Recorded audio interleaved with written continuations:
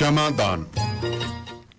Radio Punjab today ਦੇ programme ਸ਼ਮਾਦਾਨ ਦੇ ਵਿੱਚ ਸਾਰੇ ਹੀ ਸਰੋਤਿਆਂ ਦਾ ਮੁੜ ਤੋਂ ਸਵਾਗਤ ਹੈ ਜੀ। ਤੇ ਪ੍ਰੋਗਰਾਮ ਸ਼ਮਾਦਾਨ ਦੇ ਇਸ ਹਿੱਸੇ ਦੇ ਵਿੱਚ ਅਸੀਂ ਗੱਲਬਾਤ ਕਰਾਂਗੇ ਸੀਨੀਅਰ ਪੱਤਰਕਾਰ ਸਰਦਾਰ ਬਖਤੌਰ ਸਿੰਘ ਢਿੱਲੋਂ ਜੀ ਹੁਣਾਂ ਦੇ ਨਾਲ।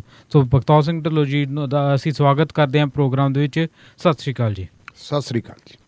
ਜੀ ਸੋ ਢਿੱਲੋਂ ਸਾਹਿਬ, ਬਹੁਤ ਸਾਰੀਆਂ ਖਬਰਾਂ ਨੇ ਤੇ ਉਹਨਾਂ ਦੇ ਵਿੱਚੋਂ ਅਸੀਂ ਜਿਹੜੀ ਸ਼ੁਰੂਆਤ ਕਰਨੀ ਚਾਹਾਂਗੇ ਜੀ, ਮੁੱਖ ਮੰਤਰੀ ਦੀ ਮੀਟਿੰਗ ਹੁੰਦੀ ਹੈ ਕਿਸਾਨਾਂ ਦੇ ਨਾਲ ਤੇ ਉਸ ਤੋਂ ਬਾਅਦ ਜਿਹੜਾ ਧਰਨਾ ਹੈ ਉਹ ਸਮਾਪਤ ਹੋ ਜਾਂਦਾ ਹੈ। ਸੋ ਕਿਵੇਂ ਦੇ ਆ ਇਹ ਸਾਰਾ ਰਿਹਾ ਮਸਲਾ ਜੀ?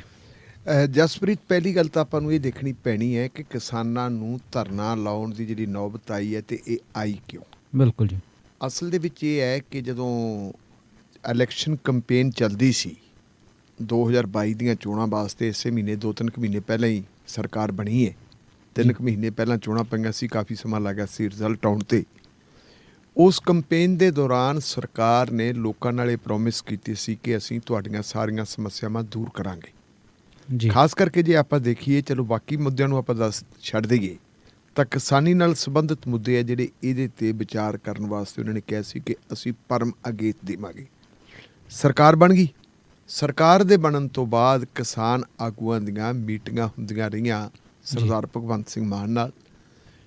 ਪਹਿਲਾਂ ਸੰਯੁਕਤ ਕਿਸਾਨ ਮੋਰਚੇ ਦੀ ਮੀਟਿੰਗ ਹੁੰਦੀ ਹੈ, ਉਹਦੇ ਵਿੱਚ ਉਹਨਾਂ ਨੂੰ ਜੋ ਗੱਲਾਂ ਉਹਨਾਂ ਨੇ ਦੱਸੀਆਂ ਜਾਂ ਆਪਣੀਆਂ ਮੰਗਾਂ ਦੱਸੀਆਂ, ਉਹਨਾਂ ਮੰਗਾਂ ਨੂੰ ਲਿਆ, ਟੇਕ ਓਵਰ ਕੀਤਾ ਔਰ ਕਿਹਾ ਕਿ ਇਹਨਾਂ ਦੇ ਉੱਤੇ ਅਮਲ ਜਲਦੀ ਮੁਕੰਮਲ ਬਣਾਇਆ ਜਾਊਗਾ। ਫਿਰ ਉਹਨਾਂ ਨੇ ਕਿਸਾਨ ਯੂਨੀਅਨ ਜਿਹੜੀ ਹੈਗੀ ਹੈ ਉਗਰਾਹਾਂ, ਜੀਕੇ ਜੋ ਉਗਰਾਹਾਂ, ਉਹਦੇ ਲੀਡਰਾਂ ਨਾਲ ਗੱਲਾਂ ਬਾਤਾਂ ਕੀਤੀਆਂ ਔਰ ਗੱਲਾਂ ਬਾਤਾਂ ਕਰਨ ਤੋਂ ਬਾਅਦ ਕਿਸਾਨ ਆਗੂ ਜਦੋਂ ਬਾਹਰ ਆਉਂਦੇ ਹੈ, ਦੋਨੇ ਮੀਟਿੰਗਾਂ ਭਾਵੇਂ ਅਲੱਗ-ਅਲੱਗ ਦਿਨਾਂ 'ਤੇ ਹੋਈਆਂ ਸੀ, ਉਹਨਾਂ ਨੇ ਆ ਕੇ ਸਪਸ਼ਟ ਕਿਹਾ ਸੀਗਾ ਕਿ ਭਗਵੰਤ ਸਿੰਘ ਮਾਨ ਦੀ ਗੱਲਬਾਤ ਦਾ ਜਿਹੜਾ ਲਹਿਜ਼ਾ ਹੈ, ਸਾਨੂੰ ਨਹੀਂ ਲੱਗਦਾ ਕਿ ਉਹ ਇੱਕ ਮੁੱਖ ਮੰਤਰੀ ਹੈ। ਉਹ ਇੱਕ ਸਧਾਰਨ ਵਿਅਕਤੀ ਵਜੋਂ ਗੱਲਾਂ ਬਾਤਾਂ ਕਰਦਾ, ਜਿਹੋ ਜਿਹਾ ਬੰਦਾ ਪਹਿਲਾਂ ਹੁੰਦਾ ਸੀ ਉਹੋ ਜਿਹਾ ਹੀ ਹੈ ਜੀ। ਪਰ ਕਿਉਂਕਿ ਆਹ ਸਮਾਂ ਬੜਾ ਭਿਆਨਕ ਹੈ, ਇਸ ਵੇਲੇ ਤੁਹਾਨੂੰ ਪਤਾ ਸੋਕਾ ਪਿਆ ਹੋਇਆ ਹੈ। ਬਿਲਕੁਲ ਜੀ। ਤੇ ਜਿਹੜੀ ਸਭ ਤੋਂ ਵੱਡੀ ਮੰਗ ਸੀ ਕਿਸਾਨਾਂ ਦੀ, ਉਹ ਮੰਗ ਇਹ ਸੀ ਕਿ ਜ਼ਿਆਦਾ ਗਰਮੀ ਪੈਣ ਦੇ ਨਾਲ ਕਣਕ ਦੇ ਜਿਹੜੇ ਦਾਣੇ ਪਿਚਕੇ ਹੈ, ਬਿਲਕੁਲ ਜੀ, ਉਹਨਾਂ ਪਿਚਕੇ ਦਾਣਿਆਂ ਦੀ ਵਜ੍ਹਾ ਕਾਰਨ 1 ਏਕੜ ਦੇ ਮਗਰ ਕਈ ਕੁਇੰਟਲ ਦਾ ਘਾਟਾ ਪਿਆ ਜੀ। ਤੇ ਇਹ ਕਿਸਾਨ ਇਸ ਗੱਲ ਦੇ ਉੱਤੇ ਡਿਮਾਂਡ ਕਰਦੇ ਸੀ ਕਿ ਸਾਨੂੰ ਘੱਟੋ ਘੱਟ ਜਿਹੜਾ ਹੈਗਾ 500 ਰੁਪਈਆ ਕੁਇੰਟਲ ਦੇ ਲਿਹਾਜ਼ ਨਾਲ ਤੁਸੀਂ ਦਿਓ, ਬੋਨਸ ਦਿਓ ਜੀ। ਸਰਕਾਰ ਇਹਦੇ ਤੇ ਮੰਨ ਵੀ ਗਈ ਸੀ, ਸਮਝੌਤਾ ਹੋ ਗਿਆ ਸੀ, ਚਾਹੇ ਭਾਵੇਂ ਕਿਸਾਨ ਪਹਿਲਾਂ ਜ਼ਿਆਦਾ ਮੰਗਦੇ ਸੀ, ਪਰ ਇਸ ਗੱਲ ਦੇ ਉੱਤੇ ਸਮਝੌਤਾ ਹੋ ਗਿਆ ਸੀ ਕਿ 500 ਰੁਪਈਏ ਪ੍ਰਤੀ ਕੁਇੰਟਲ ਦੇ ਹਿਸਾਬ ਦੇ ਨਾਲ ਕਿਸਾਨਾਂ ਨੂੰ ਬੋਨਸ ਦਿੱਤਾ ਜਾਊਗਾ ਜੀ। ਔਰ ਨਾਲ ਕੁਝ ਹੋਰ ਮੰਗਾਂ ਵੀ ਸੀ, ਉਹ ਵੀ ਉਹਨਾਂ ਨੇ ਕਿਹਾ ਜੀ ਅਸੀਂ ਪ੍ਰਵਾਨ ਕਰਾਂਗੇ। ਜਿਹੜੀਆਂ ਹੋਰ ਮੰਗਾਂ ਸੀ ਉਹਨਾਂ ਦੇ ਵਿੱਚ ਇਹ ਸੀ ਕਿ ਕਿਸਾਨਾਂ ਦੇ ਕਰਜ਼ੇ ਮਾਫ ਕੀਤੇ ਜਾਣ, ਕੋਆਪਰੇਟਿਵ ਬੈਂਕਾਂ ਵੱਲੋਂ ਜਾਂ ਜਿਹੜੀਆਂ ਪ੍ਰਾਇਮਰੀ ਲੈਂਡ ਮਾਰਗੇਜ ਬੈਂਕਾਂ, ਪ੍ਰਾਇਮਰੀ ਐਗਰੀਕਲਚਰ ਡਿਵੈਲਪਮੈਂਟ ਬੈਂਕਸ ਹੈ ਜਿਹਨਾਂ ਨੂੰ ਅਸੀਂ ਲੈਂਡ ਮਾਰਗੇਜ ਬੈਂਕਾਂ ਕਹਿੰਦੇ ਨੇ, ਉਹਨਾਂ ਵੱਲੋਂ, ਜਾਂ ਜਿਹੜੀਆਂ ਨੈਸ਼ਨਲਾਈਜ਼ਡ ਬੈਂਕਾਂ ਜਾਂ ਪ੍ਰਾਈਵੇਟ ਬੈਂਕਾਂ, ਉਹਨਾਂ ਬੈਂਕਾਂ ਨੇ ਕਿਸਾਨਾਂ ਤੋਂ ਕਰਜ਼ੇ ਦੀ ਵਸੂਲੀ ਦੇ ਲਈ ਜਿਹੜਾ ਹੈਗਾ ਉਹਨਾਂ ਦੀਆਂ ਜ਼ਮੀਨਾਂ ਜਾਇਦਾਦਾਂ ਨੂੰ ਕੁਰਕ ਕਰਨਾ ਤੇ ਗ੍ਰਿਫਤਾਰੀਆਂ ਦਾ ਸਿਲਸਿਲਾ ਵੀ ਸ਼ੁਰੂ ਕਰਤਾ ਸੀ ਜੀ। 67 ਕੋਆਪਰੇਟਿਵ ਐਕਟ ਦੇ ਤਹਿਤ ਇੱਕ ਧਾਰਾ ਹੈ, ਉਸ ਧਾਰਾ ਦੇ ਤਹਿਤ ਜਦੋਂ ਮਰਜ਼ੀ ਹੈ ਕਿਸੇ ਵੀ ਕਿਸਾਨ ਨੂੰ ਜਿਹੜਾ ਡਿਫਾਲਟਰ ਹੈ ਉਹਨੂੰ ਗ੍ਰਿਫਤਾਰ ਕੀਤਾ ਜਾ ਸਕਦਾ ਹੈ। ਇਕੱਲਾ ਗ੍ਰਿਫਤਾਰ ਕਰਕੇ ਉਹਨੂੰ ਜੇਲ੍ਹ ਹੀ ਨਹੀਂ ਭੇਜਿਆ ਜਾ ਸਕਦਾ, ਸਗੋਂ ਜੇਲ੍ਹ ਦੇ ਵਿੱਚੋਂ ਜਿੰਨਾ ਸਮਾਂ ਰਹੂਗਾ, ਜਿਹੜਾ ਉਹਦਾ ਡੇਲੀ ਦਾ ਖਰਚਾ ਹੋਊਗਾ ਖਾਣ ਪੀਣ ਦਾ, ਉਹ 200-300 ਰੁਪਈਆ ਪੈ ਜਾਂਦਾ ਪਰ ਡੇ ਦਾ, ਉਹ ਵੀ ਉਹਦੇ ਖਾਤੇ ਦੇ ਵਿੱਚ ਜਮ੍ਹਾਂ ਕੀਤਾ ਜਾਊ, ਉਹਦੇ ਕਰਜ਼ੇ ਦੇ ਵਿੱਚ ਹੋਰ ਵਾਧਾ ਹੋ ਜਾਊ। ਅੱਛਾ ਜੀ। ਹਾਂ, ਕੋਆਪਰੇਟਿਵ ਡਿਪਾਰਟਮੈਂਟ ਆਪਣੇ ਕੋਲੋਂ ਜਾਂ ਜਿਹੜੀ ਬੈਂਕ ਆਪਣੇ ਕੋਲੋਂ ਪੈਸੇ ਜਮ੍ਹਾਂ ਕਰਵਾਊਗੀ, ਬਾਅਦ ਵਿੱਚ ਉਹ ਪੈਸੇ ਜਿਹੜੇ ਹੈਗੇ ਉਹਦੇ ਖਾਤੇ ਦੇ ਵਿੱਚੋਂ ਜਮ੍ਹਾਂ ਹੋ ਜਾਣਗੇ। ਇਹਨਾਂ ਨੇ ਜੇਲ੍ਹਾਂ ਕੋਲ ਜਮ੍ਹਾਂ ਕਰਵਾਉਣਾ ਸੀ। ਸੋ ਇਹਦੇ 'ਤੇ ਕਿਸਾਨਾਂ ਦੀ ਡਿਮਾਂਡ ਸੀ ਕਿ ਕੁਰਕੀਆਂ, ਨਿਲਾਮੀਆਂ ਬੰਦ ਹੋਣ, ਗ੍ਰਿਫਤਾਰੀਆਂ ਬੰਦ ਹੋਣ, ਔਰ ਨਾਲ ਉਹਨਾਂ ਨੇ ਕਿਹਾ ਸੀ ਕਿ ਜਿਵੇਂ ਭਗਵੰਤ ਸਿੰਘ ਮਾਨ ਉਹਨਾਂ ਨੇ ਕਿਹਾ ਸੀਗਾ ਕਿ ਤੁਸੀਂ ਜਿਹੜਾ ਫਸਲੀ ਡਾਈਵਰਸੀਫਿਕੇਸ਼ਨ, ਫਸਲ ਵਿਭਿੰਨਤਾ, ਬਿਲਕੁਲ ਜੀ, ਹਾਂਜੀ, ਉਹ ਜਿਹੜੀ ਹੈਗੀ ਹੈ ਕ੍ਰੌਪ ਡਾਈਵਰਸੀਫਿਕੇਸ਼ਨ ਜਿਹੜੀ ਹੈ ਉਹਦੇ 'ਤੇ ਅਮਲ ਕੀਤਾ ਜਾਵੇ। ਇਹਦੇ ਲਈ ਉਹਨਾਂ ਨੇ ਕਿਹਾ ਸੀ ਕਿ ਹੁਣ ਤੁਸੀਂ ਬਾਸਮਤੀ ਝੋਨਾ ਬੀਜੋ, ਜਿਹਦੇ 'ਤੇ ਮੇਰਾ ਖਿਆਲ ਉਹ ਸ਼ਾਇਦ ਕਿਸਮ ਦਾ ਨਾਂ ਵੀ ਕੋਈ 226 ਵਗੈਰਾ ਇਹੋ ਜਿਹੀ ਹੈ ਜੀ ਜੀ। ਉਹ ਕਿਸਮ ਦਾ ਝੋਨਾ ਲਾਓ, ਉਹ ਘੱਟ ਪਾਣੀ ਨਾਲ ਥੋੜ੍ਹੇ ਸਮੇਂ ਦੇ ਵਿੱਚ ਪੱਕ ਜਾਂਦੀ ਹੈ। ਇਸੇ ਤਰ੍ਹਾਂ ਉਹਨਾਂ ਨੇ ਕਿਹਾ ਸੀ ਕਿ ਮੂੰਗੀ ਦੀ ਫਸਲ ਬੀਜੋ, ਅਤੇ ਮੂੰਗੀ ਦੀ ਫਸਲ ਦੇ ਉੱਤੇ ਵੀ ਜਿਹੜਾ ਪੱਕਣ 'ਤੇ ਘੱਟ ਟਾਈਮ ਲੱਗਦਾ, ਘੱਟ ਉਹਦੇ 'ਤੇ ਪਾਣੀ ਲੱਗਦਾ। ਇਹ ਸਾਰੀਆਂ ਗੱਲਾਂ ਕਹੀਆਂ ਸੀ, ਉਹ ਕਹਿੰਦੇ ਜੀ ਠੀਕ ਹੈ। ਉਹਨਾਂ ਨੇ ਕਿਹਾ ਸੀ ਇਹਦੇ ਵਾਸਤੇ ਅਸੀਂ ਤੁਹਾਨੂੰ ਰਾਹਤ ਦੇਵਾਂਗੇ, MSP ਦੇਵਾਂਗੇ ਮੱਕੀ ਤੇ, ਬਾਸਮਤੀ ਤੇ ਔਰ ਮੂੰਗੀ ਤੇ। ਅੱਛਾ ਇਹ ਜੀ। ਕਹਿ ਤਾਂ ਅਸੀਂ ਦੇਵਾਂਗੇ, ਲੇਕਿਨ ਦੇਣ ਲੈਣ ਨੂੰ ਕੱਖ ਨਹੀਂ ਸੀ। ਕਿਸਾਨਾਂ ਨੇ 2-3 ਵਾਰੀ ਅਲਟੀਮੇਟਮ ਦਿੱਤਾ ਕਿ ਸ਼੍ਰੀਮਾਨ ਜੀ ਤੁਸੀਂ ਸਾਡੇ ਨਾਲੇ ਪ੍ਰੋਮਿਸ ਕੀਤੇ ਸੀ, ਇਹਨਾਂ ਪ੍ਰੋਮਿਸਸ ਨੂੰ ਪੂਰਾ ਕਰੋ। ਅਖੀਰ ਜਦੋਂ ਪ੍ਰੋਮਿਸਸ ਪੂਰਾ ਨਾ ਕੀਤਾ ਤਾਂ ਉਹਨਾਂ ਨੇ ਕਿਹਾ ਤੁਸੀਂ ਸਾਡੇ ਨਾਲ ਮੀਟਿੰਗ ਕਰੋ, ਦੁਬਾਰਾ ਮੀਟਿੰਗ ਕਰ ਲਓ। ਮੀਟਿੰਗ ਵਾਸਤੇ ਵੀ ਗੱਲ ਨਾ ਕੀਤੀ। ਅਲਟੀਮੇਟਲੀ ਜਿਹੜਾ ਸੰਯੁਕਤ ਕਿਸਾਨ ਮੋਰਚਾ ਜਿਹਦੀਆਂ 23 ਜਥੇਬੰਦੀਆਂ ਮੈਂਬਰ ਹੈ, ਉਹਨਾਂ ਉਹ ਸੰਯੁਕਤ ਕਿਸਾਨ ਮੋਰਚੇ ਨੇ ਫੈਸਲਾ ਕਰ ਲਿਆ ਕਿ ਅਸੀਂ ਚੰਡੀਗੜ੍ਹ ਤੱਕ ਮਾਰਚ ਕਰਾਂਗੇ। ਸੋ ਪਰਸੋਂ ਜਿਹੜਾ ਹੈਗਾ ਸਾਰੇ ਦੇ ਸਾਰੇ ਕਿਸਾਨ ਹੈ ਜਿਹੜੇ ਇਹ ਇਕੱਤਰ ਹੋ ਕੇ ਮੋਹਾਲੀ ਚਲੇ ਗਏ। ਮੋਹਾਲੀ ਗੁਰਦੁਆਰਾ ਅੰਬ ਸਾਹਿਬ ਹੈ, ਬਹੁਤ ਵੱਡਾ ਗੁਰੂ ਘਰ ਹੈ। ਬਿਲਕੁਲ ਜੀ, ਹਾਂਜੀ। ਉੱਥੇ ਜਾ ਕੇ ਉਹਨਾਂ ਨੇ ਆਪਣਾ ਕੈਂਪ ਲਾ ਲਿਆ ਔਰ ਕੈਂਪ ਲਾਉਣ ਤੋਂ ਬਾਅਦ ਉਹਨਾਂ ਨੇ ਸਰਕਾਰ ਨੂੰ ਅਲਟੀਮੇਟਮ ਦਿੱਤਾ ਕਿ ਸਰਕਾਰ ਜਿਹੜੀ ਹੈਗੀ ਜਾਂ ਤਾਂ ਮੀਟਿੰਗ ਕਰੇ, ਜੇ ਮੀਟਿੰਗ ਨਹੀਂ ਕਰਨੀ ਤਾਂ ਅਸੀਂ ਚੰਡੀਗੜ੍ਹ ਨੂੰ ਚਾਲੇ ਪਾਉਣੇ। ਮੁੱਖ ਮੰਤਰੀ ਨਿਵਾਸ ਵੱਲੋਂ ਸੱਦਾ ਆ ਗਿਆ ਕਿ ਜੀ ਕੋਈ ਗੱਲ ਨਹੀਂ, ਅਸੀਂ ਮੁੱਖ ਮੰਤਰੀ ਸਾਹਿਬ ਤੁਹਾਡੇ ਨਾਲ ਰਾਏ ਮਸ਼ਵਰਾ ਕਰਨ ਨੂੰ ਤਿਆਰ ਹੈ, ਤੁਹਾਡੇ ਨਾਲ ਮੀਟਿੰਗ ਕਰਨ ਨੂੰ ਤਿਆਰ ਹੈ। ਉਹਨਾਂ ਨੇ ਇੱਕ ਬੱਸ ਵੀ ਭੇਜਤੀ ਕਿ ਆ ਬੱਸ ਆ ਗਈ ਹੈ ਅਤੇ ਇਸ ਬੱਸ ਦੇ ਵਿੱਚ ਤੁਸੀਂ ਆਪਣੇ ਜਿਹੜੇ ਹੈਗੇ ਆ ਹਰ ਜਥੇਬੰਦੀ ਦੇ 2-2 ਲੀਡਰ ਦੇ ਵਿੱਚ ਬਿਠਾਓ ਅਤੇ ਸਾਡੇ ਕੋਲ ਆ ਜਾਓ, ਆਪਾਂ ਗੱਲ ਕਰ ਲਾਂਗੇ। ਇਹ ਵੀ ਪਤਾ ਲੱਗਿਆ ਕਿ ਕਿਸਾਨ ਜਿਹੜੇ ਬੱਸ ਦੇ ਵਿੱਚ ਬੈਠ ਵੀ ਗਏ ਸੀ, ਪਰ ਇਸੇ ਸਮੇਂ ਦੌਰਾਨ ਬੱਸ ਜਦੋਂ ਤੁਰ ਨਹੀਂ ਰਹੀ ਸੀ ਤਾਂ ਇਹ ਇਨਫੋਰਮੇਸ਼ਨ ਮਿਲ ਗਈ, ਪੱਤਰਕਾਰਾਂ ਨੂੰ ਪਤਾ ਲੱਗ ਗਿਆ ਕਿ ਮੁੱਖ ਮੰਤਰੀ ਸਾਹਿਬ ਭਗਵੰਤ ਸਿੰਘ ਮਾਨ ਤਾਂ ਜੀ ਜਹਾਜ਼ ਚੜ੍ਹ ਗਏ, ਨਾਲ ਉਹਨਾਂ ਦੇ ਰਾਘਵ ਚੱਡਾ ਤਾਂ ਦਿੱਲੀ ਨੂੰ ਚਲੇ ਗਏ। ਕਿਸਾਨਾਂ ਨੇ ਇਸ ਗੱਲ ਦੇ ਉੱਤੇ ਪ੍ਰੋਟੈਸਟ ਕੀਤਾ ਅਤੇ ਫਿਰ ਉਹਨਾਂ ਨੂੰ ਕਿਹਾ ਗਿਆ ਕਿ ਤੁਸੀਂ ਅਫਸਰਾਂ ਨਾਲ ਮੀਟਿੰਗ ਕਰ ਲਓ। ਕਿਸਾਨਾਂ ਨੇ ਕਿਹਾ ਨਹੀਂ, ਅਸੀਂ ਅਫਸਰਾਂ ਨਾਲ ਮੀਟਿੰਗ ਨਹੀਂ ਕਰਨੀ, ਅਸੀਂ ਤਾਂ ਮੁੱਖ ਮੰਤਰੀ ਨਾਲ ਮੀਟਿੰਗ ਕਰਾਂਗੇ ਅਤੇ ਜੇ ਤੁਹਾਨੂੰ ਅਜਿਹਾ ਨਹੀਂ ਤਾਂ ਅਸੀਂ ਫਿਰ ਚੰਡੀਗੜ੍ਹ ਵੱਲ ਨੂੰ ਚਾਲੇ ਪਾਉਣੇ। ਜਦੋਂ ਚੰਡੀਗੜ੍ਹ ਵੱਲ ਨੂੰ ਚਾਲੇ ਪਾਏ ਅਤੇ ਪੁਲਿਸ ਜਿਹੜੀ ਹੈਗੀ ਹੈ ਪੰਜਾਬ ਦੀ ਪੁਲਿਸ, ਮੋਹਾਲੀ ਜ਼ਿਲ੍ਹੇ ਦੀ ਪੁਲਿਸ, ਇਹਨਾਂ ਨੇ ਬਹੁਤ ਵੱਡਾ ਬੈਰੀਕੇਡ ਲਾਇਆ ਸੀ। ਪਹਿਲਾ ਬੈਰੀਕੇਡ ਜਿਹੜਾ ਲਾਇਆ ਸੀ ਉਹ ਕਿਸਾਨਾਂ ਨੇ ਤੋੜਤਾ। ਉਹ ਤੋਂ ਅਗਲਾ ਬੈਰੀਕੇਡ ਜਿਹੜਾ ਹੈਗਾ ਉੱਥੇ ਜਾ ਕੇ ਕਿਸਾਨਾਂ ਨੂੰ ਜੋ ਰੋਕਿਆ ਗਿਆ ਅਤੇ ਕਿਸਾਨ ਰੁਕ ਗਏ ਔਰ ਰੁਕਣ ਦੇ ਨਾਲ ਕਿਸਾਨਾਂ ਨੇ ਕਿਹਾ ਕਿ ਅਸੀਂ ਪੀਸਫੁਲ ਪ੍ਰੋਟੈਸਟ ਕਰਦੇ ਹਾਂ, ਪੀਸਫੁਲ ਰਹਿ ਕੇ ਅਸੀਂ ਸਾਰਾ ਕੁਛ ਕਰਨਾ। ਅਗਰ ਤੁਸੀਂ ਸਾਡੀ ਗੱਲ ਨਾ ਮੰਨੋਗੇ, ਕੱਲ੍ਹ ਸਵੇਰ ਤੱਕ ਸਾਡੇ ਨਾਲ ਗੱਲਬਾਤ ਨਹੀਂ ਕਰੋਗੇ, ਮੁੱਖ ਮੰਤਰੀ ਸਾਹਿਬ ਨਹੀਂ ਕਰਨਗੇ, ਤਾਂ ਫਿਰ ਅਸੀਂ ਇਹ ਜਿਹੜਾ ਹੈਗਾ ਬੈਰੀਕੇਡ, ਇਹ ਬਾਰਡਰ ਵੀ ਤੋੜ ਦੇਵਾਂਗੇ। ਮੁੱਖ ਮੰਤਰੀ ਸਾਹਿਬ ਦਿੱਲੀ ਤੋਂ ਵਾਪਸ ਆ ਗਏ। ਦਿੱਲੀ ਤੋਂ ਵਾਪਸ ਹਵਾਈ ਅੱਡੇ 'ਤੇ ਪੱਤਰਕਾਰਾਂ ਨੇ ਫੇਰ ਘੇਰ ਲਿਆ ਉਹਨਾਂ ਨੂੰ ਔਰ ਉੱਥੇ ਮੁੱਖ ਮੰਤਰੀ ਸਾਹਿਬ ਨੇ ਜੋ ਗੱਲ ਕਹੀ ਉਹ ਗੱਲ ਬੜੀ ਤਲਖੀ ਭਰਪੂਰ ਸੀ। ਮੁੱਖ ਮੰਤਰੀ ਨੇ ਕਿਹਾ ਕਿ ਮੇਰੇ ਦਰਵਾਜ਼ੇ ਗੱਲਬਾਤ ਵਾਸਤੇ ਹਮੇਸ਼ਾ ਖੁੱਲ੍ਹੇ ਹੈ, ਮੈਂ ਗੱਲਬਾਤ ਦੇ ਹਰ ਦੌਰ ਲਈ ਤਿਆਰ ਹਾਂ, ਪਰ ਇਹ ਤਰੀਕਾਕਾਰ ਠੀਕ ਨਹੀਂ ਕਿ ਤੁਸੀਂ ਗੱਲਬਾਤ ਵੀ ਕਰਨੀ ਚਾਹੋ ਤੇ ਨਾਲ ਮੁਰਦਾਬਾਦ ਵੀ ਕਰਨੀ। ਹਾਂਜੀ, ਬੜਾ ਉਹਨਾਂ ਨੇ ਇੱਥੋਂ ਤੱਕ ਵੀ ਕਹਿ ਦਿੱਤਾ ਕਿ ਜੇ 2 ਮਹੀਨਿਆਂ ਤੋਂ ਸਰਕਾਰ ਬਣੀ ਹੋਈ ਹੈ, ਮੁਰਦਾਬਾਦ ਨਹੀਂ ਸੀ ਹੋਈ ਤਾਂ ਇਹਦਾ ਮਤਲਬ ਚੰਡੀਗੜ੍ਹ ਨੂੰ ਚਾਲੇ ਪਾ ਦਿਓ। ਇਹ ਵੀ ਗੱਲ ਕਹੀ। ਫਿਰ ਮੁੱਖ ਮੰਤਰੀ ਸਾਹਿਬ ਨੇ ਇੱਥੋਂ ਤੱਕ ਵੀ ਗੱਲ ਕਹਿ ਦਿੱਤੀ ਵੀ ਐਡੀ ਕਿਹੜੀ ਗੱਲ ਹੈ, ਮੈਂ ਵੀ ਤਾਂ ਕਿਸਾਨ ਦਾ ਪੁੱਤ ਹਾਂ, ਮੈਂ ਬਹੁਤ ਵੱਡਾ ਵਾਤਾਵਰਨ ਪ੍ਰੇਮੀ ਹਾਂ, ਮੈਂ ਤਾਂ ਵਾਤਾਵਰਨ ਨੂੰ ਬਚਾਉਣ ਵਾਸਤੇ ਬੜਾ ਕੁਛ ਕਰ ਰਿਹਾ, ਮੈਂ ਸਿੱਧੀ ਬਿਜਾਈ ਦੀ ਗੱਲ ਕਰ ਰਿਹਾ, ਮੈਂ ਪਾਣੀ ਨੂੰ ਬਚਾਉਣ ਦੀ ਗੱਲ ਕਰ ਰਿਹਾ। ਉਹਨਾਂ ਨੇ ਜਿਹੜੀਆਂ ਗੱਲਾਂ ਕਹੀਆਂ, ਇਹਨਾਂ ਗੱਲਾਂ ਦੇ ਵਿੱਚੋਂ 2-3 ਕਿਸਮ ਦਾ ਪ੍ਰਭਾਵ ਪਿਆ। ਇੱਕ ਤਾਂ ਹੈ ਕਿ ਮੁੱਖ ਮੰਤਰੀ ਸਾਹਿਬ ਤਲਖੀ 'ਚ ਆਏ, ਦੂਜਾ ਹੈ ਕਿ ਮੁੱਖ ਮੰਤਰੀ ਸਾਹਿਬ ਜਿਹੜੇ ਆਮ ਆਦਮੀ ਸੀ ਉਹ ਆਮ ਆਦਮੀ ਪਾਰਟੀ ਨਹੀਂ ਰਹੇ। ਜਿਹੜੀ ਉਹ ਕੁਰਸੀ ਹੈ, ਉਸ ਕੁਰਸੀ ਦੇ ਉੱਤੇ ਬੈਠ ਕੇ ਜਦੋਂ ਬੰਦੇ ਦੀ ਥੋੜ੍ਹੀ ਜਿਹੀ ਮਤਲਬ ਜਿਹੜੀ ਹੈ ਸੋਚ ਬਦਲ ਜਾਂਦੀ ਹੈ, ਅਤੇ ਉਹ ਬਦਲੀ ਹੋਈ ਸੋਚ ਦੀ ਗੱਲ ਵੀ ਆਈ ਜਦੋਂ ਉਹ ਕਹਿੰਦੇ ਵੀ ਮੁਰਦਾਬਾਦ ਦੇ ਨਾਅਰੇ ਨਹੀਂ। ਆਹੀ ਗੱਲ ਤਾਂ ਨਰਿੰਦਰ ਮੋਦੀ ਕਹਿੰਦਾ ਸੀ ਕਿ ਮੇਰੀ ਮੁਰਦਾਬਾਦ ਕਰ ਦਿਓ। ਨਰਿੰਦਰ ਮੋਦੀ ਵੀ ਇਹ ਗੱਲ ਕਹਿੰਦੇ ਹੁੰਦੇ ਸੀ ਕਿ ਮੇਰੇ ਦਰਵਾਜ਼ੇ ਖੁੱਲ੍ਹੇ ਹੈ ਅਤੇ ਇੱਕ ਕਾਲ ਦੀ ਦੇਰ ਹੈ। ਅਤੇ ਨਰਿੰਦਰ ਮੋਦੀ ਸਾਹਿਬ ਕਹਿੰਦੇ ਹੁੰਦੇ ਸੀ ਕਿ ਜਦੋਂ ਕਿਸਾਨ ਬੁਲਾਉਣਗੇ ਮੈਂ ਚਲਾ ਜਾਊਂ। ਕਿਸਾਨ ਕਹੀ ਜਾਂਦੇ ਸਾਨੂੰ ਐਡਰੈਸ ਦਿਓ, ਅਸੀਂ ਕਿੱਥੇ ਚਿੱਠੀ ਪਾਈਏ ਤੁਹਾਨੂੰ ਬੁਲਾਈਏ, ਤੁਸੀਂ ਆ ਜਾਓ। ਉਹਨਾਂ ਨੇ ਨਾ ਆਉਣਾ ਨਾ ਕਰਨਾ, ਗੱਲੀ ਬੱਤੀ ਮੈਂ ਵੱਡੀ ਅਤੇ ਕਰਤੂਤੀ ਵੱਡੀ ਜਠਾਣੀ। ਇਹ ਗੱਲਾਂ ਬਾਤਾਂ ਦੇ ਵਿੱਚ ਮਤਲਬ ਸਾਰਾ ਕੁਛ ਨੂੰ ਬਾਤ ਅਖੀਰ ਜਦੋਂ ਇਹ ਦੇਖ ਲਿਆ ਕਿ ਕਿਸਾਨ ਹੁਣ ਆਪਦੀ ਆਈ 'ਤੇ ਆ ਗਏ ਅਤੇ ਗੱਲ ਵੱਧ ਸਕਦੀ ਹੈ। ਅਤੇ ਜਸਪ੍ਰੀਤ ਤੁਸੀਂ ਇਹ ਵੀ ਦੇਖੋ ਨਾ ਗੱਲ ਕਿ ਸਰਕਾਰ ਬਣੀ ਨੂੰ 2 ਮਹੀਨੇ ਹੋਏ, 2 ਮਹੀਨਿਆਂ ਦੇ ਵਿੱਚ ਕਿਸਾਨ ਪ੍ਰੋਟੈਸਟ ਕਰਨ, ਇਹ ਛੋਟੀ ਗੱਲ ਨਹੀਂ, ਬਹੁਤ ਵੱਡੀ ਗੱਲ ਹੈ ਜੀ। ਨੌਜਵਾਨ ਬੇਰੁਜ਼ਗਾਰ ਹੈ ਜਿਹੜੇ ਉਹ ਪ੍ਰੋਟੈਸਟ ਕਰੀ ਜਾਂਦੇ ਹੈ। ਇਹ ਪ੍ਰੋਟੈਸਟਰਾਂ ਦੇ ਦੌਰ ਦੇ ਵਿੱਚ ਫਿਰ ਕੱਲ੍ਹ ਉਹਨਾਂ ਨੇ ਕਿਹਾ ਜੀ ਗੱਲ ਕਰ ਲੈਂਦੇ ਆਪਾਂ, ਕਿਸਾਨਾਂ ਨੂੰ ਬੁਲਾਇਆ ਗਿਆ। ਕੱਲ੍ਹ ਪੰਜਾਬ ਭਵਨ ਦੇ ਵਿੱਚ ਗੱਲਬਾਤ ਹੋਈ ਔਰ ਹੁਣ ਉਹ ਜਿਹੜਾ ਸਟੇਟਮੈਂਟ ਆਈ ਹੈ, ਉਸ ਸਟੇਟਮੈਂਟ ਦੇ ਵਿੱਚ ਉਹਨਾਂ ਨੇ ਕਿਹਾ ਕਿ ਇੱਕ ਮੰਗ ਨੂੰ ਛੱਡ ਕੇ 13 ਦੇ ਵਿੱਚੋਂ 12 ਮੰਗਾਂ ਪ੍ਰਵਾਨ ਕਰ ਲਈਆਂ। ਇੱਕ ਮੰਗ ਕਿਹੜੀ ਰਹਿ ਗਈ? ਜਿਹੜਾ 500 ਰੁਪਈਆ ਬੋਨਸ ਦੇਣਾ ਸੀ। ਕਹਿੰਦੇ ਵੀ ਬੋਨਸ ਵਾਸਤੇ ਮੁੱਖ ਮੰਤਰੀ ਸਾਹਿਬ ਕਹਿੰਦੇ ਕਿ ਮੈਂ ਕੱਲ੍ਹ ਨੂੰ ਦਿੱਲੀ ਜਾਊਂਗਾ, ਅੱਜ ਸ਼ਾਮ 4 ਵਜੇ ਤੱਕ ਦਾ ਉਹਨਾਂ ਦਾ ਟਾਈਮ ਦਿੱਤਾ ਸੀ ਕਿ 4 ਵਜੇ ਤੱਕ ਮੈਂ ਤੁਹਾਨੂੰ ਇਨਫੋਰਮ ਕਰੂੰਗਾ ਕਿ ਉਹਦਾ ਕੀ ਬਣਿਆ। ਇਹ ਪਤਾ ਨਹੀਂ ਆਪਾਂ ਨੂੰ ਕਿਸਾਨਾਂ ਨੂੰ ਇਨਫੋਰਮ ਕਰਤਾ ਜਾਂ ਨਹੀਂ ਕਰਤਾ, ਉਹ ਅਮਿਤ ਸ਼ਾਹ ਨੂੰ ਮਿਲੇ ਆ ਜਾਂ ਨਹੀਂ ਮਿਲੇ, ਦਿੱਲੀ ਗਏ ਆ ਜਾਂ ਹੋ ਸਕਦਾ ਅਮਿਤ ਸ਼ਾਹ ਦੀ ਬਜਾਏ ਉਹਨਾਂ ਨੇ ਇਸ ਮੁੱਦੇ 'ਤੇ ਕੇਜਰੀਵਾਲ ਨਾਲ ਗੱਲ ਕਰਨੀ ਹੋਵੇ ਕਿ 500 ਰੁਪਏ ਦਾ ਜਿਹੜਾ ਬੋਨਸ ਦੇਣਾ ਹੈ ਉਹਦਾ ਕੀ ਹਿਸਾਬ ਕਿਤਾਬ ਕੀਤਾ ਜਾਵੇ। ਉਹ ਬਾਕੀ ਗੱਲਾਂ ਬਾਤਾਂ ਕਹਿੰਦੇ ਜੀ ਅਸੀਂ ਤੁਹਾਡੀਆਂ ਸਾਰੀਆਂ ਮੰਨ ਲਈਆਂ। ਉਹਦੇ ਵਿੱਚ ਇੱਕ ਵੱਡੀ ਗੱਲ ਇਹ ਸੀ ਕਿ ਪਿਛਲੇ ਦਿਨਾਂ ਦੇ ਵਿੱਚ ਇਹਨਾਂ ਨੇ ਝੋਨੇ ਦੀ ਲੁਆਈ ਵਾਸਤੇ ਜਾਂ ਬੁਝਾਈ ਵਾਸਤੇ ਜਿਹੜਾ ਉਹ ਕੀਤਾ ਹੋਇਆ ਸੀਗਾ 4 ਜ਼ੋਨਾਂ 'ਚ ਪੰਜਾਬ ਨੂੰ ਵੰਡਿਆ ਸੀ। ਬਿਲਕੁਲ ਉਹ ਜੀ। ਕਹਿੰਦੇ ਜੀ ਅਸੀਂ ਘਟਾਤਾ 4 ਜ਼ੋਨਾਂ ਦੀ ਬਜਾਏ 2 ਜ਼ੋਨਾਂ 'ਚ ਜ਼ੋਨਾਂ ਕਰਤਾ, ਕਰ ਦਿੱਤਾ। 14 ਜੂਨ ਤੋਂ 17 ਜੂਨ ਦਾ ਕਰਤਾ ਉਹ ਹੈ। ਬਾਕੀ ਵੱਡੀ ਗੱਲ ਇਹ ਹੈ ਕਿ ਜਿਹੜੇ ਸਰਹੱਦੀ ਇਲਾਕੇ ਹੈ, ਤਾਰੋਂ ਜੀ। ਪਾਰ ਦੇ ਇਲਾਕੇ ਹੈ ਜਿਹੜੇ, ਉੱਥੇ ਜਿਹੜੀ ਹੈਗੀ ਹੈ ਤੁਹਾਨੂੰ ਪਤਾ ਵੀ ਟਾਈਮ ਬੜਾ ਥੋੜ੍ਹਾ ਹੁੰਦਾ ਕਿਸਾਨਾਂ ਵਾਸਤੇ, ਪਾਸ ਲੈ ਕੇ ਜੀ। ਜਾਣਾ ਪੈਂਦਾ ਹੈ। ਅਤੇ ਉਹਨਾਂ ਦੀ ਇਹ ਡਿਮਾਂਡ ਸੀ ਕਿ ਸਾਨੂੰ ਜਿਹੜਾ ਹੈਗਾ 10 ਜੂਨ ਨੂੰ ਹੀ ਇਹ ਲਾਉਣ ਦੀ ਜਿਹੜੀ ਇਜਾਜ਼ਤ ਦਿੱਤੀ ਜਾਵੇ ਕਿ ਅਸੀਂ ਝੋਨਾ ਲਾ ਲਈਏ। ਉਹਨਾਂ ਨੂੰ 10 ਜੂਨ ਤੱਕ ਦੀ ਇਜਾਜ਼ਤ ਦਿੱਤੀ। ਇੱਕ ਇਹਦੇ 'ਚ ਹੋਰ ਵੱਡੀ ਗੱਲ ਸੀ, ਉਹ ਵੱਡੀ ਗੱਲ ਹੈ ਕਿ ਜਿਹੜੀਆਂ ਪੰਚਾਇਤੀ ਜ਼ਮੀਨਾਂ ਅਤੇ ਕਹਿੰਦੇ ਸਰਕਾਰੀ ਜ਼ਮੀਨਾਂ ਦੇ ਉੱਤੇ ਨਜਾਇਜ਼ ਕਬਜ਼ੇ ਅਸੀਂ ਉਹ ਖਤਮ ਕਰਾਉਣੇ। ਉਹ ਕਬਜ਼ੇ 2 ਕਿਸਮ ਦੇ ਲੋਕਾਂ ਦੇ ਹੈ। ਇੱਕ ਲੋਕ ਤਾਂ ਉਹ ਹੈ ਜਿਹੜੇ ਲੱਠਮਾਰ ਹੈ, ਹਾਂਜੀ। ਜਿਨ੍ਹਾਂ ਦੇ ਕੋਲੇ ਸੱਤਾ ਧਨਾੜ ਹੈ, ਵਿਅਕਤੀ ਜਿਨ੍ਹਾਂ ਦੇ ਜਿਹੜੇ- ਕੋਲ ਤਾਕਤ ਹੈ, ਜਿਹੜੇ ਧਨਾੜ ਹੈ, ਜਿਹੜੇ ਰਸੂਖਵਾਨ ਹੈ। ਹਾਂਜੀ। ਉਹਨਾਂ ਲੋਕਾਂ ਨੇ ਤਾਂ ਮਤਲਬ ਜਿਹੜੀਆਂ ਹੈਗੀਆਂ ਸਰਕਾਰੀ ਜ਼ਮੀਨਾਂ ਤੇ ਪੰਚਾਇਤੀ ਜ਼ਮੀਨਾਂ ਦੇ ਉੱਤੇ ਕਬਜ਼ੇ ਕੀਤੇ ਹੋਏ, ਉਹਨਾਂ ਨੂੰ ਅਸੀਂ ਕਹਾਂਗੇ ਜਬਰੀ ਕਬਜ਼ੇ। ਇੱਕ ਲੋਕ ਉਹ ਹੈ ਜਿਹੜੇ ਪਾਕਿਸਤਾਨ 'ਚ ਉਜੜ ਕੇ ਆਏ ਸੀ।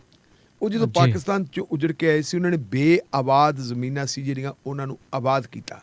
ਅੱਛਾ ਜੀ। ਉਹਨਾਂ ਨੂੰ ਅਸੀਂ ਕਹਿੰਦੇ ਆਬਾਦਕਾਰ। ਉਹ ਕਿਸਾਨਾਂ ਜੀ, ਦੀ ਇੱਕ ਬਿਲਕੁਲ ਜੀ। ਕੈਟੇਗਰੀ ਆ ਆਬਾਦਕਾਰ ਕਿਸਾਨ। ਜੀ। ਆਬਾਦਕਾਰ ਕਿਸਾਨਾਂ ਦੀ ਬਹੁਤ ਲੰਮੇ ਸਮੇਂ ਤੋਂ ਇਹ ਡਿਮਾਂਡ ਹੈ ਕਿ ਉਹਨਾਂ ਨੂੰ ਜ਼ਮੀਨਾਂ ਦੀ ਮਾਲਕੀ ਦਾ ਹੱਕ ਦਿੱਤਾ ਜਾਵੇ। ਔਰ ਕਿਸਾਨ ਆਗੂਆਂ ਨੇ ਇਹ ਮਾਮਲਾ ਵੀ ਸਾਹਮਣੇ ਰੱਖਿਆ ਮੁੱਖ ਮੰਤਰੀ ਦੇ ਕਿ ਮੁੱਖ ਮੰਤਰੀ ਸਾਹਿਬ ਉਹਨਾਂ ਨੂੰ ਜ਼ਮੀਨਾਂ ਦੀ ਮਾਲਕੀ ਦਾ ਹੱਕ ਦਿੱਤਾ ਜਾਵੇ। ਅਤੇ ਮੁੱਖ ਮੰਤਰੀ ਇਸ ਗੱਲ ਵਾਸਤੇ ਵੀ ਐਗਰੀ ਹੋਏ ਹੈ ਕਿ ਇਹਦੇ ਬਾਰੇ ਅਸੀਂ ਕੋਈ ਨੀਤੀ ਤਿਆਰ ਕਰਦੇ ਹਾਂ ਕਿ ਉਹਨਾਂ ਨੂੰ ਮਾਲਕੀ ਦੇ ਹੱਕ ਦਿੱਤੇ ਜਾਣ ਜਾਂ ਨਾ ਜਾਣ। ਹੁਣ ਇਹਦੇ 'ਚ ਚਲੋ ਇਹ ਤਾਂ ਗੱਲਬਾਤ ਹੋ ਗਈ, ਦਾਅਵੇ ਕੀਤੇ ਆ ਦੋਨਾਂ ਧਿਰਾਂ ਨੇ। ਇੱਕ ਇਹਦੇ 'ਚ ਜਿਹੜੀ ਚੁਭਣ ਵਾਲੀ ਗੱਲ ਹੈ, ਜਿਹੜੀ ਗੱਲ ਰੜਕਦੀ ਹੈ, ਜੀ। ਉਹ ਇਹ ਹੈ ਕਿ ਕਿਸਾਨਾਂ ਨੂੰ ਪੰਜਾਬ ਭਵਨ ਇੱਕ ਬੱਸ 'ਚ ਬੈਠ ਕੇ ਲਿਆਂਦਾ ਗਿਆ। ਦਿੱਲੀ 'ਚ ਵੀ ਇੱਦਾਂ ਲਿਜਾਇਆ ਜਾਂਦਾ ਸੀ। ਜੀ, ਬਿਲਕੁਲ ਦਿੱਲੀ ਜੀ। ਦੀ ਅਸੀਂ ਗੱਲ ਸਮਝਦੇ ਹਾਂ ਕਿਉਂਕਿ ਦਿੱਲੀ ਟ੍ਰੈਫਿਕ ਦਾ ਬੜਾ ਰਫੜ ਪੈਂਦਾ ਸੀ। ਜੇ ਮੂਹਰੇ ਪੈਲਟ ਗੱਡੀ ਲੱਗੀ ਹੋਏ ਤਾਂ ਤੁਹਾਨੂੰ ਜਿਹੜੀ ਟ੍ਰੈਫਿਕ ਦਾ ਕੋਈ ਰੋਕ ਟੋਕ ਨਹੀਂ ਪੈਂਦੀ ਸੀ। ਦੂਜੀ ਗੱਲ, ਦਿੱਲੀ ਦੇ ਵਿੱਚ ਰਸਤਿਆਂ ਦਾ ਨਹੀਂ ਪਤਾ ਹੁੰਦਾ ਸੀ ਕਿਸਾਨਾਂ ਨੂੰ ਉਹ ਕਿਵੇਂ ਜਾਣ। ਇੱਕ ਥਾਂ ਦੇ ਉੱਤੇ ਵਿਗਿਆਨ ਭਵਨ ਉਹਨਾਂ ਨੂੰ ਬੱਸਾਂ 'ਚ ਬਿਠਾ ਕੇ ਲੈ ਜਾਂਦੇ ਸੀ। ਹਾਂਜੀ। ਲੇਕਿਨ ਚੰਡੀਗੜ੍ਹ ਪੰਜਾਬ ਦੀ ਰਾਜਧਾਨੀ ਹੈ। ਪੰਜਾਬ ਦਾ ਬੱਚਾ ਜਾਣਦਾ ਕਿ ਪੰਜਾਬ ਭਵਨ ਕਿੱਥੇ ਹੈ। ਉੱਥੇ ਬਿਲਕੁਲ ਬੜੇ ਜੀ। ਆਸਾਨੀ ਨਾਲ ਜਾ ਸਕਦੇ ਸੀ। ਜੀ। ਲੇਕਿਨ ਇੱਥੇ ਇੱਕ ਮਾਡਲ ਨਵਾਂ ਚੱਲਿਆ ਹੋਇਆ ਹੈ। ਪਹਿਲਾਂ ਚੱਲਦਾ ਹੁੰਦਾ ਸੀ ਗੁਜਰਾਤ ਮਾਡਲ, ਫਿਰ ਆ ਗਿਆ ਦਿੱਲੀ ਮਾਡਲ, ਅਤੇ ਮੈਂ ਸਮਝਦਾ ਹੁਣ ਇੱਕ ਨਵਾਂ ਮਾਡਲ ਚੱਲ ਪਿਆ ਹੈ। ਉਹ ਹੈ ਗੱਲਬਾਤ ਦਾ ਮਾਡਲ, ਅਤੇ ਉਹਨੂੰ ਅਸੀਂ ਕਹਾਂਗੇ ਨਾਗਪੁਰ ਮਾਡਲ। ਅੱਛਾ ਜੀ। ਨਰਿੰਦਰ ਜੀ। ਨਾਗਪੁਰ ਜਿਹੜਾ RSS ਦਾ ਹੈੱਡਕੁਆਟਰ ਹੈ, ਨਰਿੰਦਰ ਮੋਦੀ ਨੇ ਵੀ ਆਪਦਾ ਮਾਡਲ ਤਿਆਰ ਕੀਤਾ ਅਤੇ ਕੇਜਰੀਵਾਲ ਨੇ ਵੀ ਤਿਆਰ ਕੀਤਾ ਹੈ। ਨਾਗਪੁਰ ਮਾਡਲ ਦੇ ਕੱਲ੍ਹ ਦਰਸ਼ਨ ਹੋਏ ਉਦੋਂ ਜਦੋਂ ਕਿਸਾਨਾਂ ਨੂੰ ਬੱਸਾਂ 'ਚ ਬਿਠਾ ਕੇ ਪੰਜਾਬ ਭਵਨ ਲਿਜਾਇਆ ਗਿਆ। ਪੰਜਾਬ ਭਵਨ 'ਚੋਂ ਗੱਲਬਾਤ ਖਤਮ ਹੋ ਗਈ। ਗੱਲਬਾਤ ਖਤਮ ਹੋਣ ਦੇ ਉੱਤੇ ਬੱਸਾਂ ਬਾਹਰ ਨਹੀਂ ਖੜਾਈਆਂ ਗਈਆਂ, ਬੱਸਾਂ ਜੀ। ਅੰਦਰ ਲਵਾਈਆਂ ਸੀ। ਬੱਸ ਦੇ ਵਿੱਚ ਹੀ ਸਾਰੇ ਕਿਸਾਨਾਂ ਨੂੰ ਪੈਕ ਕਰਤਾ। ਨਾਲ ਉਹਨਾਂ ਦੇ ਇੱਕ ਵਜ਼ੀਰ ਸਾਹਿਬ ਕੁਲਦੀਪ ਸਿੰਘ ਧਾਲੀਵਾਲ ਬਿਠਾਤੇ। ਇਹ ਕਹਿੰਦਾ ਕਿ ਇਹਨਾਂ ਨੂੰ ਇੱਥੇ ਲੈ ਜਾਓ। ਮੀਡੀਆ ਵਾਲੇ ਜਿਹੜੇ ਲੋਕ ਉੱਥੇ ਗਏ ਸੀ, ਸਾਡੇ ਭਾਈਚਾਰੇ ਦੇ ਲੋਕ ਗਏ ਸੀ, ਉਹਨਾਂ ਦੇ ਸਟੈਂਡ ਲਗਾਏ ਰਹਿ ਗਏ, ਉਹਨਾਂ ਦੇ ਬਿਲਕੁਲ ਜੀ। ਕੈਮਰੇ ਲਗਾਏ ਰਹਿ ਗਏ। ਉਹ ਇਹ ਭਾਲਦੇ ਸੀ ਕਿ ਕਿਸਾਨ ਇੱਥੇ ਆ ਕੇ ਆਪਣੀ ਵਾਈਟਸ ਦੇਣ, ਕਿਸਾਨ ਆਪਣੇ ਵਿਚਾਰ ਪ੍ਰਗਟ ਕਰਨ। ਮੈਨੂੰ ਨਹੀਂ ਪਤਾ ਇਸ ਗੱਲ ਦਾ ਕਿ ਕਿਸਾਨ ਨੂੰ ਸਰਕਾਰ ਨੂੰ ਡਰ ਕਾਹਦਾ ਪੈ ਗਿਆ ਕਿ ਕਿਸਾਨ ਕੋਈ ਅੰਦਰਲੀ ਗੱਲ ਨਾ ਕਹਿ ਦੇਣ। ਕਿਸਾਨਾਂ ਦੀ ਤੂੰ ਮੈਂ ਦੀ ਗੱਲ ਵੀ ਬਣਦੀ ਸੀ। ਅਤੇ ਇਹ ਕੀ ਕਾਰਨ ਕੀ ਹੈ, ਉਹਨਾਂ ਨੂੰ ਕਿਉਂ ਰੋਕਿਆ ਗਿਆ? ਇੱਕ ਅੱਧੇ ਨੇ ਕਹਿੰਦੇ ਮਾੜਾ ਮੋਟਾ ਸ਼ੀਸ਼ਾ ਖੋਲ੍ਹ ਕੇ ਬੋਲਣ ਦੀ ਕੋਸ਼ਿਸ਼ ਵੀ ਕੀਤੀ, ਲੇਕਿਨ ਉਹਨੂੰ ਵੀ ਨਹੀਂ ਬੋਲਣ ਦਿੱਤਾ ਗਿਆ। ਅੱਛਾ ਜੀ। ਸਿੱਧਾ ਇਹ ਗੱਲ ਕਹੀ ਗਈ ਕਿ ਜੀ ਇਹਨਾਂ ਕਿਸਾਨਾਂ ਨੂੰ ਲੈ ਜਾਓ ਤੁਸੀਂ YPS ਚੌਕ ਦੇ ਵਿੱਚ, ਜਿੱਥੇ ਉਹਨਾਂ ਦਾ ਧਰਨਾ ਲੱਗਿਆ ਸੀ, ਰੁਕਿਆ ਹੋਇਆ ਸੀ, ਉੱਥੇ ਲੈ ਗਏ। ਉੱਥੇ ਜਾ ਕੇ ਕੁਲਦੀਪ ਸਿੰਘ ਧਾਲੀਵਾਲ ਨੇ ਭਾਸ਼ਣ ਕਰਤਾ। ਉਹਨਾਂ ਨੇ ਕਹਿਤਾ ਜੀ ਮੁੱਖ ਮੰਤਰੀ ਨੇ ਮੰਗਾਂ ਮੰਨ ਲਈਆਂ, ਸੁਹਿਰਦਤਾ ਨਾਲ ਇਹ 'ਤੇ ਅਮਲ ਕਰਾਂਗੇ, ਅਤੇ ਇਹ ਧਰਨਾ ਖਤਮ ਹੋ ਗਿਆ। ਲੇਕਿਨ ਜਗਜੀਤ ਸਿੰਘ ਡੱਲੇਵਾਲ ਉਹਨਾਂ ਨੇ ਉੱਥੇ ਸਾਫ਼ ਕਹਿ ਦਿੱਤਾ, ਉਹਨਾਂ ਨੇ ਸਾਫ਼ ਕਿਹਾ ਕਿ ਇਹ ਧਰਮ ਨਾ ਜਿਹੜਾ ਹੈਗਾ ਖਤਮ ਨਹੀਂ ਹੋਇਆ, ਰੱਦ ਨਹੀਂ ਹੋਇਆ, ਇਹ ਮੁਲਤਵੀ ਹੋਇਆ। ਅੱਛਾ ਜੀ। ਜੇ ਸਰਕਾਰ ਨੇ ਜਿਹੜੀਆਂ ਮੰਨੀਆਂ ਹੋਈਆਂ ਮੰਗਾਂ ਉਹਨਾਂ ਦੇ ਉੱਤੇ ਅਮਲ ਨਾ ਕੀਤਾ ਤਾਂ ਅਸੀਂ ਦੁਬਾਰਾ ਵੀ ਆ ਸਕਦੇ ਹਾਂ। ਸੋ ਕੁੱਲ ਮਿਲਾ ਕੇ ਜਿਹੜੀ ਇਹ ਸਥਿਤੀ ਬਣੀ ਵੀ ਇਹਦੇ 'ਚ ਮੈਨੂੰ ਇਹ ਲੱਗਦਾ ਕਿ ਸਭ ਕੁਝ ਠੀਕ ਨਹੀਂ ਹੈ। ਅੱਛਾ ਜੀ। ਔਰ ਇਹਦੇ 'ਚ ਹੁਣ ਕੁਛ ਲੋਕ ਜਿਹੜੇ ਕਿੰਤੂ ਪਰੰਤੂ ਵੀ ਕਰ ਰਹੇ ਹੈ। ਉਹ ਕਹਿੰਦੇ ਵੀ ਕੀ ਕੱਢਿਆ ਤੇ ਕੀ ਪਾਇਆ। ਪਹਿਲਾਂ ਕਹਿੰਦੇ ਵੀ ਕਿਸਾਨਾਂ ਨੇ ਲਲਕਾਰਾ ਮਾਰਤਾ ਵੀ ਅਸੀਂ ਆ ਰਹੇ ਹਾਂ ਦਿੱਲੀ ਨੂੰ, ਚੰਡੀਗੜ੍ਹ ਨੂੰ, ਸੌਰੀ। ਅਤੇ ਉੱਧਰੋਂ ਕਹਿੰਦੇ ਮੁੱਖ ਮੰਤਰੀ ਨੇ ਕਹਿਤਾ ਕਿ ਮੁਰਦਾਬਾਦ ਨਾਲ ਗੱਲ ਕਦੇ ਹੱਲ ਨਹੀਂ ਹੁੰਦੀ। ਪਰ ਫਿਰ ਜਦੋਂ ਇਕੱਠੇ ਹੋ ਗਏ ਜੱਫੀਆਂ ਵੀ ਪੈ ਗਈਆਂ, ਅਤੇ ਜੱਫੀਆਂ ਪੈਣ ਤੋਂ ਬਾਅਦ ਗੱਲਬਾਤ ਵੀ ਹੋ ਗਈ। ਉਹ ਸਾਰੇ ਦਾ ਸਾਰਾ ਮਾਮਲਾ ਜਿਹੜਾ ਹੈਗਾ ਕਿ ਕਿਹਨੇ ਕੀ ਖੱਟਿਆ ਅਤੇ ਕੀ ਕਮਾਇਆ, ਇਹ ਤਾਂ ਨਹੀਂ ਪਤਾ ਲੱਗਿਆ। ਲੇਕਿਨ ਫਿਰ ਵੀ ਕੁੱਲ ਮਿਲਾ ਕੇ ਆਪਾਂ ਕਹਿੰਦੇ ਹਾਂ ਕਿ ਸਰਕਾਰ ਦੇ ਲਈ ਸੁੱਖ ਦਾ ਸਾਹ ਹੈ, ਕਿਸਾਨਾਂ ਲਈ ਵੀ ਸੁੱਖ ਦਾ ਸਾਹ, ਕਿਉਂਕਿ ਕਿਸਾਨਾਂ ਨੇ ਕੰਮ ਕਰਨਾ ਹੈ ਔਰ ਇਹ ਕੰਮ ਕਰਨ ਦਾ ਮੌਕਾ ਹੈ। ਸਰਕਾਰ ਨੂੰ ਥੋੜ੍ਹਾ ਜਿਹਾ ਸਮਾਂ ਮਿਲ ਗਿਆ। ਲੇਕਿਨ ਬਹੁਤ ਸਾਰੇ ਲੋਕ ਕਹਿਣਗੇ ਕਿ ਅਸੀਂ ਸਰਕਾਰ ਨੂੰ ਕ੍ਰਿਟੀਸਾਈਜ਼ ਕਰਦੇ ਹਾਂ। ਅਸੀਂ ਸਰਕਾਰ ਨੂੰ ਕ੍ਰਿਟੀਸਾਈਜ਼ ਨਹੀਂ ਕਰਦੇ। ਇਹ ਠੀਕ ਹੈ ਕਿ ਸਰਕਾਰ ਦੇ ਕੋਲੇ ਮਹੀਨੇ ਹਾਲੇ 2 ਹੋਏ ਹੈ, ਲੇਕਿਨ 2 ਮਹੀਨੇ ਤੋਂ ਪਹਿਲਾਂ ਜਦੋਂ ਸਰਕਾਰ ਬਣਨ ਤੋਂ ਪਹਿਲਾਂ ਆਮ ਆਦਮੀ ਪਾਰਟੀ ਦੇ ਲੋਕ ਇਹ ਦਾਅਵੇ ਕਰਦੇ ਹੁੰਦੇ ਸੀ ਕਿ ਸਾਡੇ ਕੋਲੇ ਸਾਰੇ ਦਾ ਸਾਰਾ ਜਿਹੜਾ ਹੈਗਾ ਇੱਕ ਬਲੂ ਪ੍ਰਿੰਟ ਤਿਆਰ ਹੈਗਾ ਅਤੇ ਉਸ ਬਲੂ ਪ੍ਰਿੰਟ ਦੇ ਮੁਤਾਬਕ ਅਸੀਂ ਸਾਰਾ ਕੁਛ ਹੀ ਕਰ ਦਿਆਂਗੇ। ਹੁਣ ਮੇਰੇ ਯਾਦ ਆਉਂਦੀਆਂ ਗੱਲਾਂ ਕਿ ਭਗਵੰਤ ਸਿੰਘ ਮਾਨ ਪਹਿਲਾਂ ਕਹਿੰਦੇ ਹੁੰਦੇ ਸੀ ਕਿ ਜਦੋਂ ਮਨਪ੍ਰੀਤ ਕਹਿੰਦਾ ਸੀ ਖਜ਼ਾਨਾ ਖਾਲੀ ਹੈ, ਉਹ ਕਹਿੰਦੇ ਇਹਨੂੰ ਖਜ਼ਾਨਾ ਨਾ ਕਹੋ, ਇਹਨੂੰ ਪੀਪਾ ਕਹੋ, ਬਿਲਕੁਲ ਜੀ, ਹਾਂਜੀ। ਇਹ ਤਾਂ ਪੀਪਾ ਹੈ। ਜੀ। ਤੇ ਹੁਣ ਸਪੀਕਰ ਸਾਹਿਬ ਸਰਦਾਰ ਕੁਲਤਾਰ ਸਿੰਘ ਸੰਧਮਾ ਕਹਿੰਦੇ ਦੇਖੋ ਜੀ ਹੁਣ ਕਰੀਏ ਕਿ ਜਦੋਂ ਖਜ਼ਾਨਾ ਭਰਿਆ ਤੇ ਖਜ਼ਾਨਾ ਭਰਨ ਤੋਂ ਬਾਅਦ ਹੀ ਫਿਰ ਹਜ਼ਾਰ ਰੁਪਈਆ ਜਿਹੜਾ ਉਹ ਬੀਬੀਆਂ ਦੇ ਅਸੀਂ ਖਾਤਿਆਂ 'ਚ ਪਾਵਾਂਗੇ। ਬਿਲਕੁਲ ਜੀ। ਤੇ ਉਹ ਕਹਿੰਦੇ ਬਾਕੀ ਜਿਹੜੀਆਂ ਪਹਿਲੀਆਂ ਸਰਕਾਰਾਂ ਵਾਲੇ ਸੀ ਉਹ ਥੱਲਾ ਵੀ ਕੱਢ ਕੇ ਲੈ ਗਏ ਖਜ਼ਾਨੇ ਦਾ। ਅਜੇ ਤੱਕ ਖਜ਼ਾਨੇ ਦਾ ਥੱਲਾ ਲਾਉਣਾ, ਫਿਰ ਕਦੋਂ ਖਜ਼ਾਨਾ ਭਰਨਾ ਹੈ, ਇਹ ਚੀਜ਼ਾਂ ਦੇਖਣ ਵਾਲੀ ਗੱਲ ਹੈ। ਤੇ ਮੈਂ ਇੱਥੇ ਯਾਦ ਕਰਾਉਣਾ, ਕੇਜਰੀਵਾਲ ਸਾਹਿਬ ਨੇ ਕਿਹਾ ਸੀ ਹਿਸਾਬ ਕਿਤਾਬ ਜਿਹਾ ਲਾ ਕੇ ਕਿ 54,000 ਕਰੋੜ ਰੁਪਏ ਦਾ ਪ੍ਰਬੰਧ ਮੇਰੇ ਕੋਲ ਹੈਗਾ। ਹੁਣ ਉਹ 54,000 ਕਰੋੜ ਰੁਪਈਆ ਕਿੱਥੇ ਹੈ ਜਿਹਦਾ ਉਹ ਪ੍ਰਬੰਧ ਕਹਿੰਦੇ ਸੀ। ਤੇ ਅੰਕੜੇ ਤਾਂ ਇਹ ਦੱਸੀ ਜਾਂਦੇ ਕਿ ਜਿੱਦਾਂ ਦੀ ਸਰਕਾਰ ਬਣੀ ਹੈ 8,000 ਕਰੋੜ ਰੁਪਈਆ ਕਰਜ਼ਾ ਹੋਰ ਲੈ ਲਿਆ। ਬਿਲਕੁਲ ਜੀ, ਹਾਂਜੀ। ਅਖਬਾਰਾਂ ਦੇ ਵਿੱਚ ਬਹੁਤ ਚਰਚਾ ਹੋਈ ਸੀ ਇਸ ਕਰਜ਼ੇ ਬਾਰੇ। ਤੇ ਹੁਣ ਜਿਹੜੀ ਆਪਾਂ ਅਗਲੀ ਖਬਰ ਲੈਣੀ ਚਾਹਾਂਗੇ ਜੀ, ਉਹ ਲੈਣੀ ਚਾਹਾਂਗੇ ਜਿਹੜੀ ਸੁਪਰੀਮ ਕੋਰਟ ਤੋਂ ਖਬਰ ਸਾਹਮਣੇ ਆਈ ਹੈ। ਬਹੁਤ ਵੱਡੀ ਜਿਹੜੀ ਗੱਲ ਹੈਗੀ ਹੈ ਇਹ ਵੀ ਕਿ ਰਾਜੀਵ ਗਾਂਧੀ ਕਤਲ ਕੇਸ, ਉਸ ਦਾ ਜਿਹੜਾ ਦੋਸ਼ੀ ਸੀ ਪਿਰਾਰੇਵਲ, ਉਸ ਨੂੰ ਰਿਹਾ ਕਰ ਦਿੱਤਾ ਗਿਆ ਹੈ। ਸੋ ਕਿਵੇਂ ਇਹ ਰਿਹਾਈ ਹੋਈ ਹੈ? ਕਾਫੀ ਸਮੇਂ ਤੋਂ ਇਹ ਚਰਚਾ ਦੇ ਵਿੱਚ ਲਗਾਤਾਰ ਮੁੱਦਾ ਚੱਲ ਰਿਹਾ ਸੀਗਾ ਜੀ। ਦੇਖੋ, ਜਿੱਥੋਂ ਤੱਕ ਰਾਜੀਵ ਗਾਂਧੀ ਦਾ ਸਵਾਲ ਹੈ, ਰਾਜੀਵ ਗਾਂਧੀ ਦਾ ਕਤਲ ਜਿਹੜਾ ਹੈਗਾ ਜੀ, ਇਹ ਕਤਲ ਹੋਇਆ ਸੀ 21 ਮਈ 1991 ਨੂੰ। ਅੱਛਾ ਜੀ। ਸ਼੍ਰੀ ਤਾਮਿਲਨਾਡੂ ਦੇ ਵਿੱਚ ਸ਼੍ਰੀ ਪੇਰੁਮਦਾਰ ਦਾ ਇਲਾਕਾ ਸੀ। ਉਦੋਂ ਚੋਣ ਕੰਪੇਨ 'ਤੇ ਰਾਜੀਵ ਗਾਂਧੀ ਗਏ ਹੋਏ ਸੀ। ਉਦੋਂ ਦੇਸ਼ ਦੇ ਸਾਬਕਾ ਪ੍ਰਧਾਨ ਮੰਤਰੀ ਸੀ। ਔਰ ਮੈਂ ਦੱਖਣ ਦੇ ਵਿੱਚ ਜਾ ਕੇ ਦੇਖਿਆ, ਦੱਖਣ ਦੇ ਵਿੱਚ ਜਿਵੇਂ ਆਪਣੇ ਪੰਜਾਬ ਦੇ ਵਿੱਚ ਜਾਂ ਉੱਤਰੀ ਭਾਰਤ ਦੇ ਵਿੱਚ ਚੋਣ ਜਲਸੇ ਦਿਨੇ ਹੁੰਦੇ ਆ, ਉੱਥੇ ਰਾਤ ਨੂੰ ਜ਼ਿਆਦਾ ਹੁੰਦੇ ਜੀ। ਬਿਲਕੁਲ। ਉੱਥੇ ਕਾਨਫਰੰਸਾਂ ਵੀ ਰਾਤ ਨੂੰ ਹੁੰਦੀਆਂ, ਉੱਥੇ ਜਲਸੇ ਵੀ ਰਾਤ ਨੂੰ ਹੁੰਦੇ ਹੈ। ਇੱਕ ਚੋਣ ਜਲਸਾ ਸੀ ਤੇ ਉਸ ਚੋਣ ਜਲਸੇ ਦੇ ਵਿੱਚ ਰਾਜੀਵ ਗਾਂਧੀ ਗਿਆ ਸੀ।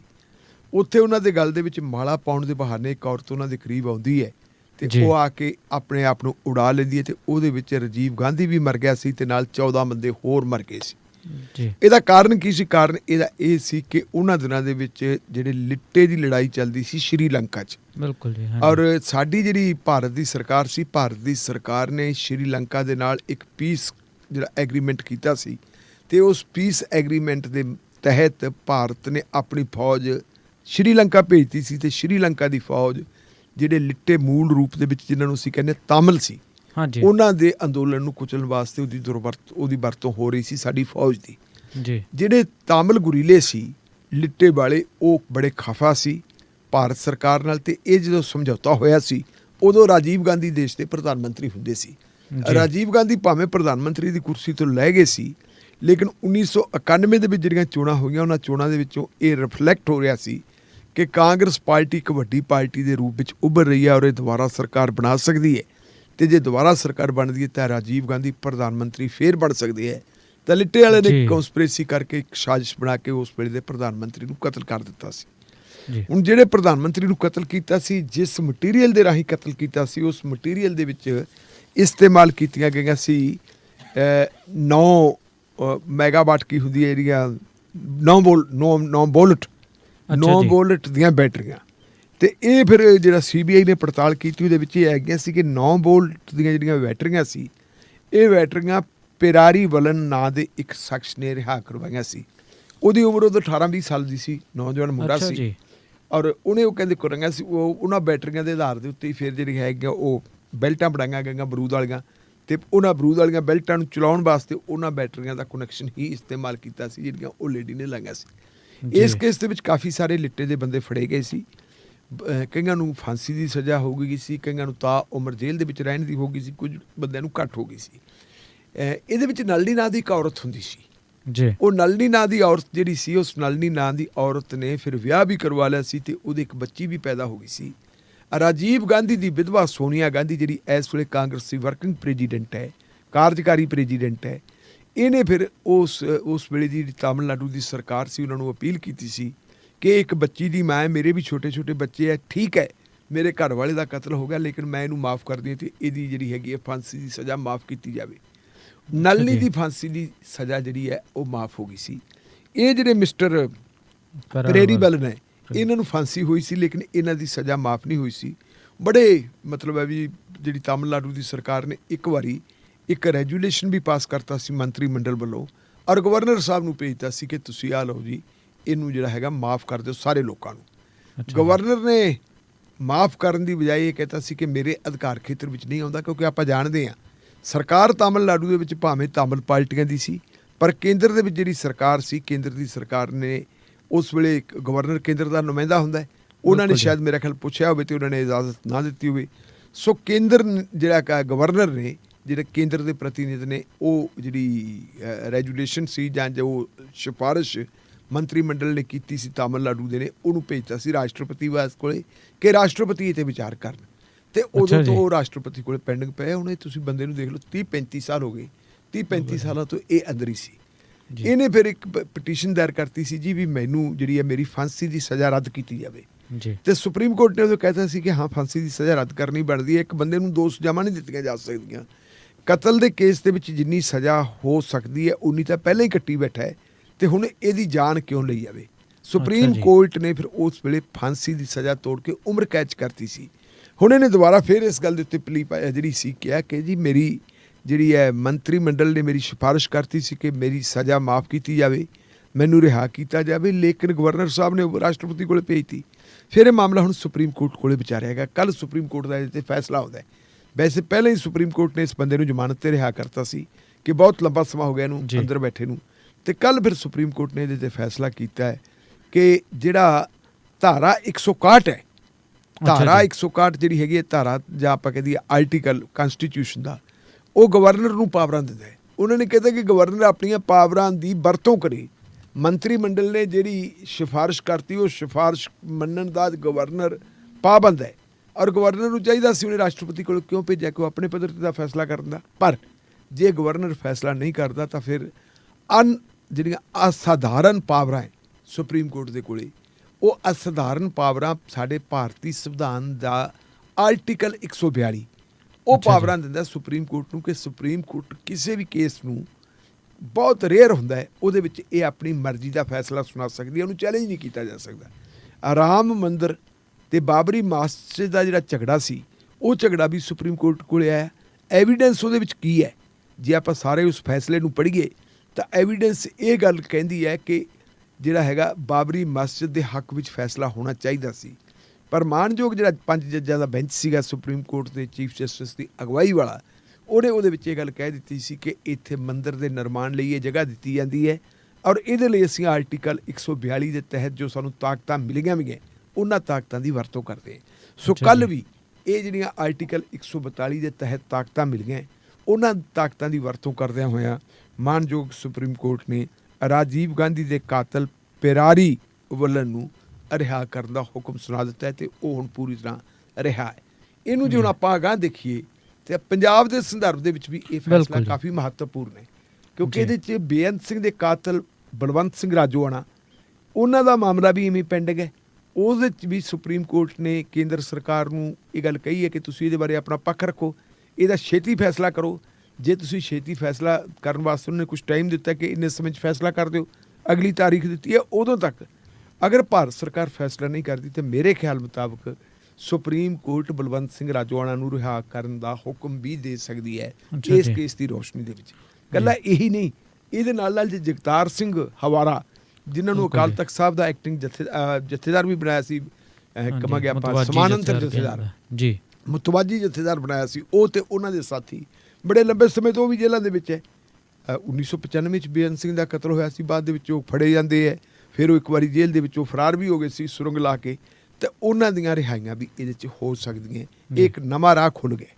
ਬਿਲਕੁਲ ਜੀ। ਸੋ ਪੰਜਾਬ ਦੇ ਲਿਹਾਜ਼ ਤੋਂ ਵੀ ਇਹ ਖਬਰ ਜਿੱਥੇ ਕਿ ਬਹੁਤ ਮਹੱਤਵਪੂਰਨ ਸੀ, ਉੱਥੇ ਹੀ ਹੁਣ ਅਸੀਂ ਚੱਲਾਂਗੇ ਜੀ ਅਗਲੇ ਪੰਜਾਬ ਤੋਂ ਬਾਹਰੀ ਇੱਕ ਸੂਬੇ ਦੇ ਵਿੱਚ, ਜਿਹੜਾ ਕਿ ਹੈ ਪ੍ਰਧਾਨ ਮੰਤਰੀ ਦਾ ਆਪਣਾ ਸੂਬਾ ਗੁਜਰਾਤ, ਜਿੱਥੇ ਪਾਟੀਦਾਰ ਅੰਦੋਲਨ ਚੱਲਿਆ ਸੀ, ਜਿਸ ਦਾ ਨੇਤੇ ਦੇ ਤੌਰ ਦੇ ਉੱਤੇ ਉੱਭਰਿਆ ਸੀ ਹਾਰਦਿਕ ਪਟੇਲ, ਜਿਸ ਨੇ ਕਾਂਗਰਸ ਜੁਆਇਨ ਕੀਤੀ ਸੀ ਤੇ ਹੁਣ ਉਹਨੇ ਕਾਂਗਰਸ ਛੱਡ ਦਿੱਤੀ ਹੈ। ਸੋ ਕਿਉਂ ਤੋੜ ਵਿਛੋੜਾ ਕੀਤਾ ਗਿਆ ਜੀ ਹਾਰਦਿਕ ਪਟੇਲ ਵੱਲੋਂ ਕਾਂਗਰਸ ਨਾਲ? ਦੇਖੋ, ਗੱਲ ਇਹ ਹੈ ਕਿ ਜਿੱਥੋਂ ਤੱਕ ਹਾਰਦਿਕ ਪਟੇਲ ਦਾ ਸਵਾਲ ਹੈ, ਬਹੁਤ ਵੱਡਾ ਪਾਰਟੀਦਾਰ ਲੀਡਰ ਸਾਬਤ ਹੋ ਚੁੱਕਿਆ ਹੈ ਜੀ। ਉਹਦੀ ਉਮਰ ਉਦੋਂ ਕੋਈ ਬਹੁਤੀ ਜ਼ਿਆਦਾ ਨਹੀਂ ਸੀ, ਮੇਰਾ ਖਿਆਲ ਅੰਡਰ ਏਜ ਹੀ ਸੀ, ਉਹ ਚੋਣ ਲੜਨ ਦੇ ਵੀ ਕਾਬਲ ਨਹੀਂ ਸੀ।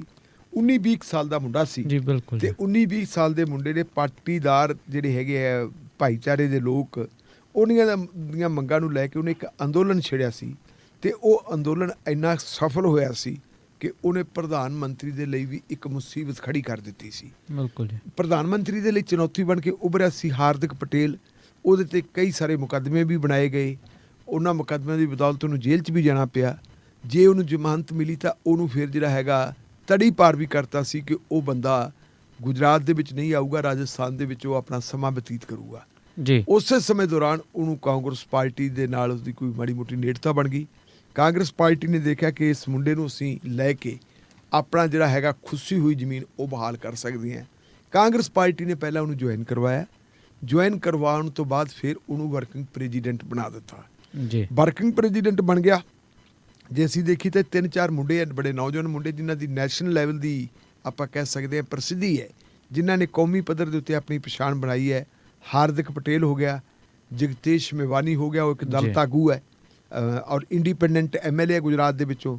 ਤੇ ਮੈਂ ਇਹ ਦੱਸਵਾਂ ਜਗਤੇਸ਼ ਮੇਵਾਨੀ ਉਹ ਵਿਅਕਤੀ ਹੈ ਜਿਸ ਵਿਅਕਤੀ ਨੇ ਦਲਿਤ ਭਾਈਚਾਰੇ ਦੇ ਹੱਕ ਵਿੱਚ ਉਦੋਂ ਇੱਕ ਮੂਵਮੈਂਟ ਖੜੀ ਕੀਤੀ ਸੀ ਜਦੋਂ ਪੂਨੇ ਦੇ ਵਿੱਚ ਇੱਕ ਮਰੀ ਹੋਈ ਗਾਂ ਦੀ ਖੱਲ ਲਾਉਣ ਬਦਲੇ ਦਲਿਤ ਨੌਜਵਾਨਾਂ ਦਾ ਕੁੱਟ-ਕਟਾਪਾ ਹੀ ਨਹੀਂ ਕੀਤਾ ਸੀ, ਸਗੋਂ ਉਹਨਾਂ ਨੂੰ ਜੀਪ ਦੇ ਮਗਰ ਪਾ ਕੇ ਘਸੀਟਿਆ ਵੀ ਸੀ।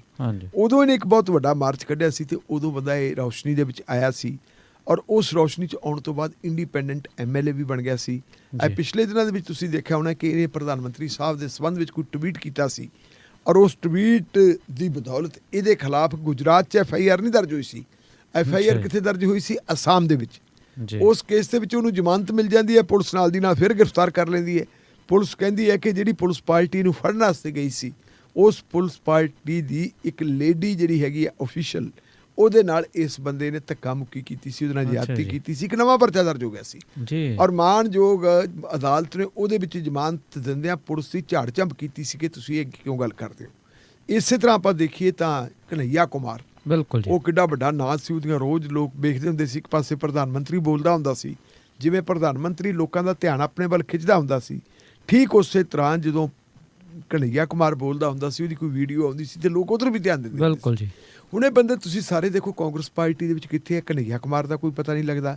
ਜਗਤੇਸ਼ ਮੇਵਾਨੀ ਜਿਹੜਾ ਹੈਗਾ ਉਹ ਲੜਾਈ ਲੜ ਰਿਹਾ ਹੈ, ਲੇਕਿਨ ਜਿਹੜਾ ਇਹ ਹਾਰਦਿਕ ਪਟੇਲ ਹੈ, ਹਾਰਦਿਕ ਪਟੇਲ ਨੇ ਪਿਛਲੇ ਦਿਨਾਂ ਦੇ ਵਿੱਚ ਆਪਣੀਆਂ ਇੰਟਰਵਿਊਜ਼ ਦਿੱਤੀਆਂ ਸੀ। ਉਹਨੇ ਕਿਹਾ ਸੀ ਕਿ ਮੈਂ ਕੁਛ ਕਰਨਾ ਚਾਹੁੰਦਾ, ਮੈਂ ਸੈਂਕੜੇ ਕਿਲੋਮੀਟਰ ਵਾਟ ਕਰਦਾ, ਲੋਕ ਸਾਨੂੰ ਸੁਣਨਾ ਚਾਹੁੰਦੇ ਹੈ, ਲੋਕ ਕਾਂਗਰਸ ਪਾਰਟੀ ਨੂੰ ਹੁਕੂਮਤ ਦੇਣਾ ਚਾਹੁੰਦੇ ਹੈ, ਲੇਕਿਨ ਕਾਂਗਰਸ ਪਾਰਟੀ ਹੈ ਕਿ ਹੁਕੂਮਤ ਲੈਣਾ ਨਹੀਂ ਚਾਹੁੰਦੀ।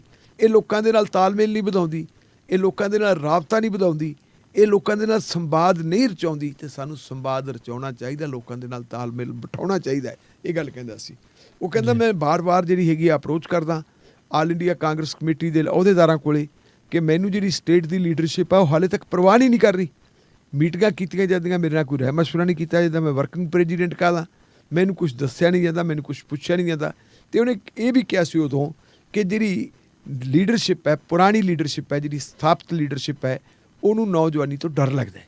ਉਹਨਾਂ ਨੂੰ ਇਹ ਕਿਤੇ ਵੀ ਨੌਜਵਾਨ ਸਾਡੇ ਵਾਲੀ ਜਗ੍ਹਾ ਨਾ ਲੈ ਲੈਣ, ਇਸ ਕਰਕੇ ਮੈਨੂੰ ਉਹ ਨਜ਼ਰਅੰਦਾਜ਼ ਕਰਦੇ। ਉਦੋਂ ਉਹਨੇ ਕਿਹਾ ਸੀ ਕਿ ਮੈਨੂੰ ਰਾਹੁਲ ਗਾਂਧੀ ਤੋਂ, ਪ੍ਰਿੰਕਾ ਗਾਂਧੀ ਤੋਂ ਕੋਈ ਸ਼ਿਕਾਇਤ ਨਹੀਂ, ਪਰ ਹੁਣ ਉਹਨਾਂ ਨੇ ਇੱਕ ਚਿੱਠੀ ਲਿਖਤੀ ਔਰ ਉਹ ਚਿੱਠੀ ਕਿਹਨੂੰ ਲਿਖੀ ਹੈ? ਚਿੱਠੀ ਉਹਨੇ ਲਿਖੀ ਹੈ ਸੋਨੀਆ ਗਾਂਧੀ ਨੂੰ। ਅੱਛਾ ਜੀ। ਤੇ ਚਿੱਠੀ ਲਿਖਦਿਆਂ ਸੋਨੀਆ ਗਾਂਧੀ ਨੂੰ ਉਹਨੇ ਕਾਂਗਰਸ ਪਾਰਟੀ ਤੋਂ ਅਸਤੀਫਾ ਦਿੱਤਾ। ਪਰ ਨਾਲ ਉਹ ਕਹਿੰਦਾ ਕੀ ਹੈ? ਕਹਿੰਦਾ ਜੀ ਕਾਂਗਰਸ ਦੀ ਜਿਹੜੀ ਲੀਡਰਸ਼ਿਪ ਹੈ ਉਹਦਾ ਜਥੇਬੰਦਕ ਮਾਮਲਿਆਂ ਵੱਲ, ਪਾਰਟੀ ਦੇ ਮਾਮਲਿਆਂ ਵੱਲ ਧਿਆਨ ਦੇਣ ਦੀ ਬਜਾਏ ਪਾਰਟੀ ਨੂੰ ਮਜ਼ਬੂਤ ਕਰਨ ਦੇ ਵੱਲ ਜਿਹੜੇ ਉਹਨਾਂ ਨੂੰ ਸੁਝਾਅ ਦਿੱਤੇ ਜਾਂਦੇ ਉਧਰ ਧਿਆਨ ਦੇਣ ਦੀ ਬਜਾਏ ਉਹਨਾਂ ਦਾ ਧਿਆਨ ਕਿਸੇ ਪਾਸੇ ਹੋਰ ਹੀ ਹੁੰਦਾ ਹੈ। ਕਿੱਧਰ ਹੁੰਦਾ ਹੈ? ਇੱਕ ਤਾਂ ਕਹਿੰਦੇ ਜੀ ਜਿਹੜਾ ਚਿਕਨ ਸੈਂਡਵਿਚ ਹੈ, ਅੱਛਾ ਜੀ, ਖਾਣ ਪੀਣ ਦੇ ਮਾਮਲੇ 'ਚ ਕਹਿੰਦਾ ਉਧਰ ਧਿਆਨ ਦਿੰਦੇ ਤੇ ਜਾਂ ਕਹਿੰਦਾ ਫਿਰ ਜਿਹੜੇ ਮੋਬਾਈਲ ਫੋਨ ਹੈ, ਮੋਬਾਈਲ ਫੋਨ ਦੇ ਉੱਤੇ ਖੇਡਣ ਦਾ ਤੇ ਸੁਣਨ ਦਾ ਤੇ ਉਹ ਗੱਲਾਂ ਬਾਤਾਂ ਕਰਨ ਦਾ, ਇਹਨਾਂ ਨੂੰ ਕਹਿੰਦੇ ਵੀ ਉਧਰ ਧਿਆਨ ਦਿੰਦੇ ਹੈ ਤੇ ਸਾਡੇ ਵੱਲੇ ਧਿਆਨ ਨਹੀਂ ਦਿੰਦੇ।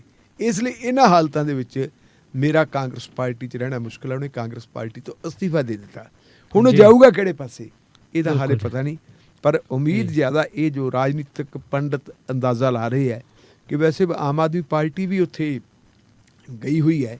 ਆਮ ਆਦਮੀ ਪਾਰਟੀ ਵੀ ਉੱਥੇ ਕਹਿੰਦੀ ਹੈ ਕਿ ਕਾਂਗਰਸ ਪਾਰਟੀ ਤਾਂ ਗਈ ਤੇ ਅਸੀਂ ਚੁਣੌਤੀ ਦੇਵਾਂਗੇ BJP ਨੂੰ, ਪਰ ਲੱਗਦਾ ਇਹ ਹੈ ਕਿ ਜਿਹੜਾ ਆਪਣਾ ਹਾਰਦਿਕ ਪਟੇਲ ਹੈ, ਭਾਵੇਂ ਹਾਰਦਿਕ ਪਟੇਲ ਦੇ ਖਿਲਾਫ ਮੁਕੱਦਮੇ ਦਰਜ ਕੀਤੇ, ਉਹਨਾਂ ਨੂੰ ਜੇਲ੍ਹਾਂ 'ਚ ਸਿੱਟਿਆ, ਉਹਨੂੰ ਇਹ ਲੱਗਦਾ ਵੀ ਕਿਸੇ ਨਾ ਕਿਸੇ ਹੱਦ ਤੱਕ ਕਾਂਗਰਸ ਦੇ ਨਾਲੋਂ ਭਾਰਤੀ ਜਨਤਾ ਪਾਰਟੀ ਦੇ ਵਿੱਚ ਉਹਦੀ ਪੁੱਛਗਿੱਛ ਜ਼ਿਆਦਾ ਹੋ ਸਕਦੀ ਹੈ।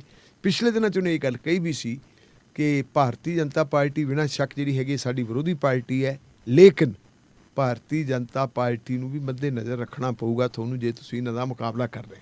ਜੇ ਅੱਛਾ ਜੀ। ਭਾਰਤੀ ਜਨਤਾ ਪਾਰਟੀ ਪ੍ਰਤੀ ਉਹਦਾ ਥੋੜਾ ਜਿਹਾ ਸਨੇਹ ਤੇ ਉਹਦਾ ਪਿਆਰ ਜਾਗਦਾ ਬਿਲਕੁਲ ਜੀ, ਹੈ, ਹਾਂਜੀ। ਇਹਦਾ ਮਤਲਬ ਹੈ ਕਿ ਉਹ ਭਾਰਤੀ ਜਨਤਾ ਪਾਰਟੀ ਜੁਆਇਨ ਕਰ ਸਕਦਾ ਹੈ। ਬਿਲਕੁਲ ਜੀ, ਜੀ ਯਕੀਨਨ ਇਹ ਕਿਉਂਕਿ ਸਿਆਸਤ ਦੇ ਵਿੱਚ ਕੁਝ ਵੀ ਹੋ ਸਕਦਾ ਹੈ, ਸੋ ਆਪਾਂ ਇਹ ਵੀ ਦੇਖ ਸਕਦੇ ਹਾਂ ਕਿ ਹੋ ਸਕਦਾ ਉਹ ਉਸ ਪਾਸੇ ਹੀ ਮੋੜਾ ਕੱਟ ਜਾਵੇ। ਅਤੇ ਹੁਣ ਅਗਲੀ ਜਿਹੜੀ ਆਪਾਂ ਗੱਲ ਦੀ ਖਬਰ ਹੈ ਜਿਹੜੀ ਉਹ ਲੈਣੀ ਚਾਹਾਂਗੇ, ਉਹ ਹੈ ਜੀ ਰੋਡਵੇਜ਼ ਕਾਮਿਆਂ ਦੀ।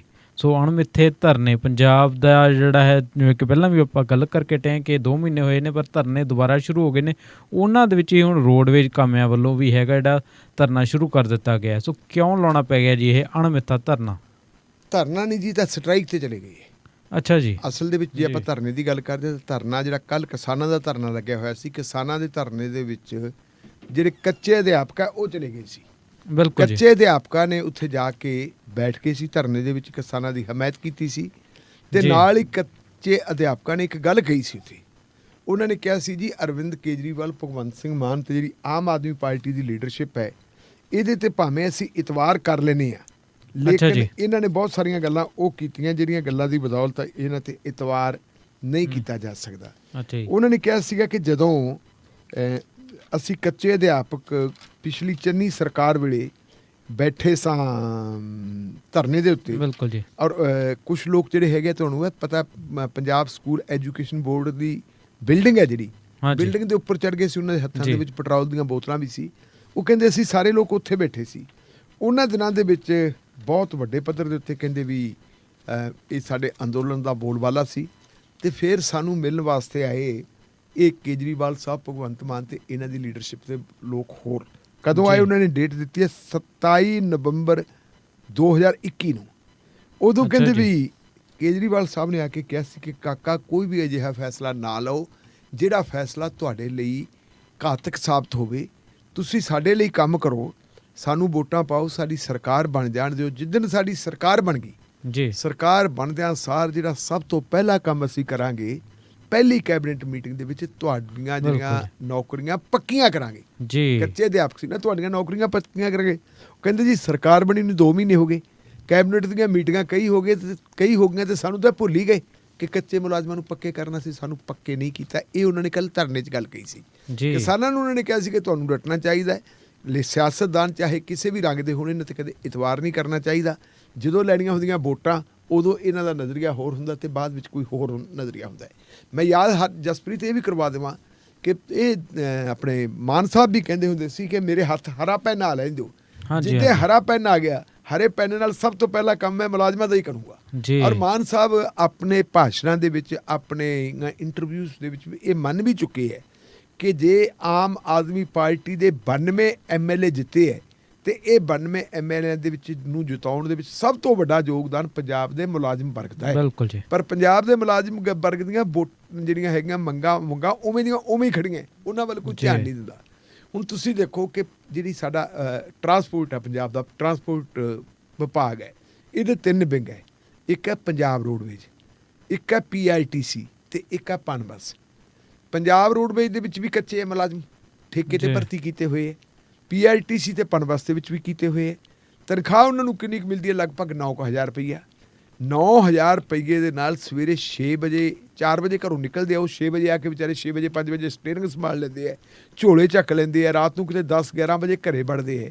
ਸਾਰਾ ਦਿਨ ਉਹ ਮਤਲਬ ਜਿਹੜੇ ਹੈਗੇ ਘੁੰਮਦੇ ਤੁਰੇ ਫਿਰਦੇ ਆ, ਲੋਕਾਂ ਨਾਲ ਲੜਦੇ ਭਿੜਦੇ, ਉਹਨਾਂ ਦੇ ਸੁਭਾਅ ਦੇ ਵਿੱਚ ਵੀ ਤਲਖੀ ਆ ਜਾਂਦੀ ਹੈ। ਤੇ 9,000 ਦੇ ਵਿੱਚੋਂ ਬੱਚਿਆਂ ਦਾ ਰਾਤ ਨੂੰ ਸੁੱਤੇ ਪਿਆਂ ਤੋਂ ਘਰੇ ਜਾਂਦੇ ਆ ਤੇ ਸਵੇਰੇ ਉਹਨਾਂ ਦੇ ਮੂੰਹ ਵੇਖਣ ਤੋਂ ਪਹਿਲਾਂ ਉਹ ਫੇਰ ਤੁਰ ਪੈਂਦੇ। ਉਹਨਾਂ ਦੀਆਂ ਫੀਸਾਂ ਕਿਵੇਂ ਦੇਣ, ਕਿਵੇਂ ਉਹਨਾਂ ਦੀਆਂ ਅਦਾਇਗੀਆਂ ਕਰਨ, ਕਿੰਨੀ ਭੈੜੀ ਹਾਲਤ ਹੈ। ਤੇ ਜੇ ਅਸੀਂ ਸਾਡੇ ਮੰਤਰੀ ਦੇਖ ਲਈਏ, ਹੁਣ ਆ ਮੰਤਰੀ ਜੀ ਹੈਗੇ ਹੈ, ਇਹਨਾਂ ਨੇ ਤਾਂ ਆਪਣੀਆਂ ਤਨਖਾਹਾਂ ਬੰਦ ਨਹੀਂ ਕੀਤੀਆਂ। ਇਹ ਤਾਂ ਤਨਖਾਹਾਂ ਆਪਦੀਆਂ ਉਨੀਆਂ ਹੀ ਲੈਂਦੇ ਆ। ਠੀਕ ਹੈ ਕਿ ਸਾਬਕਾ MLA ਦੀਆਂ ਕਹਿੰਦੇ ਜੀ ਇੱਕ ਪੈਨਸ਼ਨ ਹੋਊਗੀ, ਇੱਕ ਪੈਨਸ਼ਨ ਵੀ ਉਹਨਾਂ ਨੂੰ 70-70 ਮਿਲਦੀ ਹੈ, ਉਹ ਕਿਹੜਾ ਘੱਟ ਮਿਲਦੀ ਹੈ। ਬਿਲਕੁਲ ਜੀ। ਕਿ ਸਾਬਕਾ ਜਿਹੜੇ ਹੈਗੇ ਕੱਚੇ ਮੁਲਾਜ਼ਮ ਹੈ, ਜਿਹੜੇ ਸਰਕਾਰ ਦੇ 5 ਸਾਲਾਂ ਵਾਲੇ, ਉਹਨਾਂ ਨੂੰ ਤਾਂ 70-70 ਪੈਨਸ਼ਨਾਂ ਮਿਲਦੀਆਂ, ਇਹਨਾਂ ਨੂੰ ਉਹਨਾਂ ਦੀਆਂ ਤਨਖਾਹਾਂ ਵੀ ਪੂਰੀਆਂ ਨਹੀਂ ਮਿਲਦੀਆਂ। ਇਸ ਮੁੱਦੇ ਨੂੰ ਲੈ ਕੇ ਸਭ ਤੋਂ ਪਹਿਲਾਂ ਕੱਲ ਰੋਡਵੇਜ਼ ਦੇ ਕਾਮਿਆਂ ਨੇ ਹੜਤਾਲ ਕਰਤੀ ਸੀ। ਕੱਲ ਉਹਨਾਂ ਨੇ ਚੱਕਾ ਜਾਮ ਕਰਤਾ ਸੀ ਤੇ ਅੱਜ PITC ਤੇ ਪਨਬਸ ਦੇ ਮੁਲਾਜ਼ਮਾਂ ਨੇ ਵੀ ਚੱਕਾ ਜਾਮ ਕਰ ਦਿੱਤਾ। ਅੱਜ ਪੰਜਾਬ ਦੇ ਸਾਰੇ ਪੰਜਾਬ ਦੇ ਵਿੱਚ ਸਰਕਾਰੀ ਟਰਾਂਸਪੋਰਟ ਦਾ ਚੱਕਾ ਜਾਮ ਹੈ। ਔਰ ਇਹ ਲੋਕ ਮੰਗ ਕੀ ਕਰਦੇ ਹੈ? ਕਹਿੰਦੇ ਜੀ ਸਾਨੂੰ ਰੈਗੂਲਰ ਕਰੋ, ਸਾਨੂੰ ਪੱਕਾ ਕਰੋ। ਤੁਹਾਨੂੰ ਤਾਂ ਅਸੀਂ ਵੋਟਾਂ ਪਾ ਕੇ ਮੰਤਰੀ ਤੇ ਮੁੱਖ ਮੰਤਰੀ ਤੇ MLA ਬਣਾਤਾ, ਤੁਸੀਂ ਤਾਂ ਹੁਣ ਤੁਹਾਡੇ ਕੋਲ ਨਵੀਆਂ ਗੱਡੀਆਂ ਵੀ ਆ ਗਈਆਂ ਤੇ ਤੁਸੀਂ ਵਧੀਆ ਤੁਹਾਨੂੰ ਫਲੈਟ ਵੀ ਮਿਲ ਗਏ। ਅਸੀਂ ਤਾਂ ਉਹੀ ਲੋਕ ਹਾਂ। ਸਾਡੀ ਜਿਹੜੀ ਲੁੱਟ ਖਸੁੱਟ ਹੁੰਦੀ ਹੈ, ਸਾਡੀ ਲੁੱਟ ਖਸੁੱਟ ਜਿਹੜੀ ਆ ਬੰਦ ਕਰਵਾਈ ਜਾਵੇ, ਠੇਕੇਦਾਰੀ ਪ੍ਰਣਾਲੀ ਬੰਦ ਕੀਤੀ ਜਾਵੇ। ਜਿਹੜੀ ਇਹਨਾਂ ਨੇ ਆਪ ਹੀ ਕਿਹਾ ਸੀ ਕਿ ਜਿਹੜੀ ਅਸੀਂ ਆਊਟਸੋਰਸਿੰਗ ਤੇ ਠੇਕੇਦਾਰੀ ਪ੍ਰਣਾਲੀ ਬੰਦ ਕਰ ਦਿਆਂਗੇ, ਪਰ ਕੱਲ੍ਹ ਕੈਬਨਿਟ ਦੀ ਮੀਟਿੰਗ ਹੋਈ ਹੈ। ਕੱਲ੍ਹ ਕੈਬਨਿਟ ਦੀ ਮੀਟਿੰਗ ਦੇ ਵਿੱਚ ਫੈਸਲੇ ਕੀ ਆ ਰਹੇ ਹੈ? ਪਹਿਲੀ ਗੱਲ ਤਾਂ ਇਹ ਹੈ ਕਿ ਪਿਛਲੀ ਸਰਕਾਰ ਨੇ ਕੁਝ ਪਟਵਾਰੀ ਭਰਤੀ ਕੀਤੇ ਸੀ, 1000 ਦੇ ਕਰੀਬ ਪਟਵਾਰੀ ਹੈ ਜਿਹੜੇ ਉਹਨਾਂ ਦਾ ਰਿਜ਼ਲਟ ਤਿਆਰ ਪਿਆ। ਉਹਨਾਂ ਦਾ ਰਿਜ਼ਲਟ ਕੱਢ ਕੇ ਉਹਨਾਂ ਨੂੰ ਟ੍ਰੇਨਿੰਗ ਤੇ ਕਿਉਂ ਨਹੀਂ ਭੇਜਿਆ ਜਾਂਦਾ ਜੀ? ਪੰਜਾਬ ਦੇ ਜਿਹੜੇ ਹੈਗੇ ਪਟਵਾਰੀਆਂ ਨੇ ਪਿਛਲੇ ਦਿਨਾਂ 'ਚ ਹੜਤਾਲ ਕੀਤੀ ਸੀ।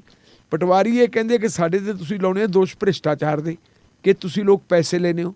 ਉਹ ਕਹਿੰਦੇ ਵੀ ਸਾਡੇ ਕੋਲੇ ਜਿੰਨੇ ਹਲਕੇ ਆ ਲਗਭਗ 3,500 ਹਲਕਾ ਹੈ ਤੇ ਪਟਵਾਰੀਆਂ ਦੀ ਗਿਣਤੀ ਤਾਂ ਉਹਨੂੰ ਕਿਤੇ ਘੱਟ ਰਹਿ ਗਈ ਹੈ। ਇੱਕ ਹਲਕੇ ਨੂੰ ਇੱਕ ਪਟਵਾਰੀ ਵੀ ਨਹੀਂ ਆਉਂਦਾ ਤੇ ਇੱਕ ਪਟਵਾਰੀ ਦੇ ਕੋਲੇ 10 ਹਲਕੇ ਹੈ। 10 ਹਲਕਿਆਂ ਦੇ ਵਿੱਚ ਇੱਕ ਪਟਵਾਰੀ ਕਿਵੇਂ ਕੰਮ ਕਰੂਗਾ? ਕਹਿੰਦੇ ਫਿਰ ਸਾਨੂੰ ਠੇਕੇ ਤੇ ਬੰਦੇ ਭਰਤੀ ਕਰਨੇ ਪੈਂਦੇ ਹੈ, ਸਾਨੂੰ ਆਪਦੇ ਬੰਦੇ ਜਿਹੜੇ ਦਿਹਾੜੀਦਾਰ ਮੁਲਾਜ਼ਮ ਰੱਖਣੇ ਪੈਂਦੇ ਹੈ। ਜਦੋਂ ਅਸੀਂ ਉਹਨਾਂ ਨੂੰ ਤਨਖਾਹਾਂ ਦੇਵਾਂਗੇ, ਆਪਦੀ ਜੇਬ 'ਚੋਂ ਤਾਂ ਤਨਖਾਹਾਂ ਨਹੀਂ ਦੇ ਸਕਦੇ, ਉਹਨਾਂ ਨੂੰ ਵੀ ਅਸੀਂ ਫਿਰ ਜਿਹੜੇ ਹੈਗੇ ਹੈ ਜੇ ਪੈਸੇ ਦੇਵਾਂਗੇ ਤਾਂ ਕਿਸ ਤੋਂ ਲਵਾਂਗੇ ਵੀ। ਭ੍ਰਿਸ਼ਟਾਚਾਰ ਇੱਥੋਂ ਖਤਮ ਹੁੰਦਾ। ਹੁਣ ਕੱਲ੍ਹ ਇਹਨਾਂ ਨੇ ਕਹਿਤਾ ਜੀ ਅਸੀਂ ਜਿਹੜਾ ਹੈਗਾ 1766 ਕੁਛ ਇਹ ਜਿਹੇ ਦੱਸੇ ਬਿਲਕੁਲ। ਹਾਂਜੀ, ਇਹਨਾਂ ਨੇ ਕਹਿੰਦੇ ਜੀ ਅਸੀਂ ਜਿਹੜੇ ਰਿਟਾਇਰ ਹੋ ਚੁੱਕੇ ਪਟਵਾਰੀ ਤੇ ਕਾਨੂੰਗੋ ਹੈ ਉਹਨਾਂ ਨੂੰ ਭਰਤੀ ਕਰ ਲਾਂਗੇ। ਉਹ ਹੁਣ ਜਿਹੜੇ ਰਿਟਾਇਰ ਹੋ ਚੁੱਕੇ 58 ਸਾਲ ਤੋਂ ਉੱਪਰ ਵਾਲੇ ਹੈ। ਇਹਨਾਂ ਨੇ ਆਪ ਵਿਰੋਧ ਕੀਤਾ ਸੀ। ਇਹੀ ਗੱਲ ਕੈਪਟਨ ਅਮਰਿੰਦਰ ਸਿੰਘ ਵੇਲੇ ਜਦੋਂ ਉਹਨਾਂ ਨੇ ਕਹੀ ਸੀ ਕਿ ਪਟਵਾਰੀ ਸਾਬਕਾ ਪਟਵਾਰੀ ਤੇ ਜਿਹੜੇ ਕਾਨੂੰਗੋ ਉਹਨਾਂ ਨੂੰ ਅਸੀਂ ਦੁਬਾਰਾ ਰੱਖ ਲਈਏ ਠੇਕੇ ਤੇ, ਉਦੋਂ ਸਭ ਤੋਂ ਜ਼ਿਆਦਾ ਵਿਰੋਧ ਜਿਹੜਾ ਆਮ ਆਦਮੀ ਪਾਰਟੀ ਵਾਲੇ ਨੇ ਕੀਤਾ ਸੀ। ਮੀਤ ਹੇਰ ਨੇ ਤਾਂ ਪ੍ਰੈਸ ਕਾਨਫਰੰਸਾਂ ਕੀਤੀਆਂ ਸੀ। ਹੁਣ ਉਹ ਆਪਦੀ ਫਿਰ ਉਹਨਾਂ ਨੂੰ ਭਰਤੀ ਕਰ ਰਹੇ। ਜਿਹੜੀ ਚੀਜ਼ ਦਾ ਤੁਸੀਂ ਵਿਰੋਧ ਕਰਦੇ ਨੇ ਤੇ ਤੁਸੀਂ ਉਹ ਭਰਤੀ ਕਰ ਰਹੇ ਹੋ। ਦੂਜੇ ਪਾਸੇ ਜਿਹੜੇ ਠੇਕੇ ਤੇ ਕੰਮ ਕਰਨ ਵਾਲੇ ਮੁਲਾਜ਼ਮ ਹੈ ਇਹ ਕਹਿੰਦੇ ਜੀ 2-2 ਮਹੀਨੇ ਤੋਂ ਸਾਨੂੰ ਤਨਖਾਹਾਂ ਵੀ ਨਹੀਂ ਮਿਲੀਆਂ। ਰੋਡਵੇਜ਼ ਦੇ ਕੰਮ ਹੈ, PITC ਦੇ ਕੰਮ ਹੈ, ਪਨਬਸ ਦੇ ਕੰਮ ਹੈ, ਕਹਿੰਦੇ ਸਾਨੂੰ ਤਨਖਾਹਾਂ ਵੀ ਨਹੀਂ ਮਿਲੀਆਂ। ਤੁਸੀਂ ਉਹਨਾਂ ਤੋਂ ਕੰਮ ਵੀ ਲੈਣੇ ਆ ਪਸ਼ੂਆਂ ਵਾਂਗੂ, ਉਹਨਾਂ ਦੀ ਵਰਤੋਂ ਵੀ ਤੁਸੀਂ ਪਸ਼ੂਆਂ ਦੀ ਤਰ੍ਹਾਂ ਕਰਦੇ, ਉਹਨਾਂ ਨੂੰ ਤੁਸੀਂ ਤਨਖਾਹਾਂ ਵੀ ਨਹੀਂ ਦਿੰਦੇ। ਇਹ ਤਾਂ ਫਿਰ ਜੱਗੋਂ 13ਵੀਂ ਹੈ ਨਾ। ਇਹੀ ਕਾਰਨ ਹੈ ਕਿ ਹੁਣ ਹੜਤਾਲਾਂ ਹੋਣ ਲੱਗੇ। ਇੱਕ ਪਾਸੇ ਕਿਸਾਨ ਲੜ ਰਹੇ ਹੈ, ਬੇਰੁਜ਼ਗਾਰ ਜਿਹੜੇ ਹੈਗੇ ਹੈ ਟੀਚਰ ਉਹ ਲੜ ਰਹੇ ਹੈ, ਕੱਚੇ ਮੁਲਾਜ਼ਮ ਲੜ ਰਹੇ ਹੈ। ਸਰਕਾਰ ਬਣੀ ਨੂੰ 2 ਮਹੀਨੇ ਹੋਏ।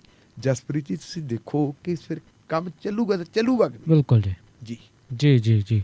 ਸੋ ਇਹ ਸਨ ਅੱਜ ਦੀਆਂ ਬਹੁਤ ਹੀ ਮਹੱਤਵਪੂਰਨ ਖਬਰਾਂ ਤੇ ਜਿਨ੍ਹਾਂ ਦੇ ਬਾਰੇ ਅਸੀਂ ਗੱਲਬਾਤ ਕੀਤੀ ਸੀ ਨਿਰਭੈ ਪੱਤਰਕਾਰ ਸਰਦਾਰ ਬਖਤੌਰ ਸਿੰਘ ਢਿੱਲੋਂ ਦੇ ਨਾਲ। ਸੋ ਪ੍ਰੋਗਰਾਮ ਸ਼ਮਾਦਾਨ ਦੇ ਵਿੱਚ ਅੱਜ ਵੀਰਵਾਰ ਦੇ ਲਈ ਅਸੀਂ ਲਵਾਂਗੇ ਇਜਾਜ਼ਤ। ਸਾਰੇ ਸਰੋਤਿਆਂ ਦਾ ਬਹੁਤ ਬਹੁਤ ਧੰਨਵਾਦ। ਤੇ ਹੁਣ ਅਸੀਂ ਕੱਲ੍ਹ ਜਾਣੀ ਕਿ ਸ਼ੁੱਕਰਵਾਰ ਨੂੰ ਜੁੜਾਂਗੇ ਜੀ ਵੱਖਰੀਆਂ ਖਬਰਾਂ ਦੇ ਨਾਲ, ਤੇ ਸਾਡੇ ਨਾਲ ਫਿਰ ਤੋਂ ਜੁੜਨਗੇ ਸੀਨੀਅਰ ਪੱਤਰਕਾਰ। ਪਰ ਅੱਜ ਦੇ ਲਈ ਅਸੀਂ ਲਵਾਂਗੇ ਆਪ ਸਭ ਜੀ ਤੋਂ ਆਗਿਆ। ਬਹੁਤ ਬਹੁਤ ਸ਼ੁਕਰੀਆ ਜੀ ਸਾਰਿਆਂ ਦਾ।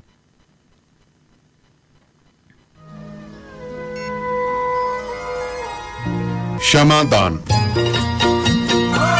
ਜੀ ਹਾਂ, Akal truck and trailer centre Winnipeg Canada ਜਿਹੜੇ ਹਰ ਤਰ੍ਹਾਂ ਦੀ ਮੇਜਰ ਤੇ minor truck and trailer repair ਕਰਦੇ ਹਨ, DOT ਸੇਫਟੀ ਇੰਸਪੈਕਸ਼ਨਸ ਕਰਦੇ ਹਨ। ਇਹ ਹਰ ਤਰ੍ਹਾਂ ਦੀ ਬ੍ਰੇਕਾਂ ਦੇ ਕੰਮ ਤੋਂ ਲੈ ਕੇ suspension, tyre installation, electric and diagnose, rebuild, transmission, differential ਤੇ ਕਲਚ ਜੌਬਸ, ਆਇਲ ਚੇਂਜ, ਹਰ ਇੱਕ ਕੰਮ ਬੜੀ ਤਸੱਲੀ ਨਾਲ ਕਰਦੇ हैं जी। ये MPI ਅਪਰੂਵਡ ਨੇ और हाँ ਇਹ ਸੀਜ਼ਨਲ ਸਰਵਿਸਿਜ਼ ਵੀ ਪ੍ਰੋਵਾਈਡ ਕਰਦੇ हैं। 24 ਘੰਟੇ 7 ਦਿਨ ਦੀ ਸਰਵਿਸਿਜ਼ ਲਈ ਤੇ ਵਧੇਰੇ ਜਾਣਕਾਰੀ ਲਈ ਕਾਲ ਕਰੋ 204 459 2000 ਜਾਂ ਫਿਰ ਕਾਲ ਕਰੋ 204 777 0460। ਓਏ ਮੇਰੇ ਵੀਰ, ਮੈਨੂੰ ਬਸ ਇੱਕ ਗੱਲ ਦੱਸ ਦੇ ਵੀ ਆ ਜਿਹੜੀ ਤੂੰ ਟਰੈਵਲਿੰਗ ਕਰਦਾ ਤੇ ਉਹਦੇ ਤੋਂ ਬਾਅਦ ਫਰੈਸ਼ ਰਹਿਣਾ, ਇਹਦਾ ਰਾਜ਼ ਕੀ ਹੈ?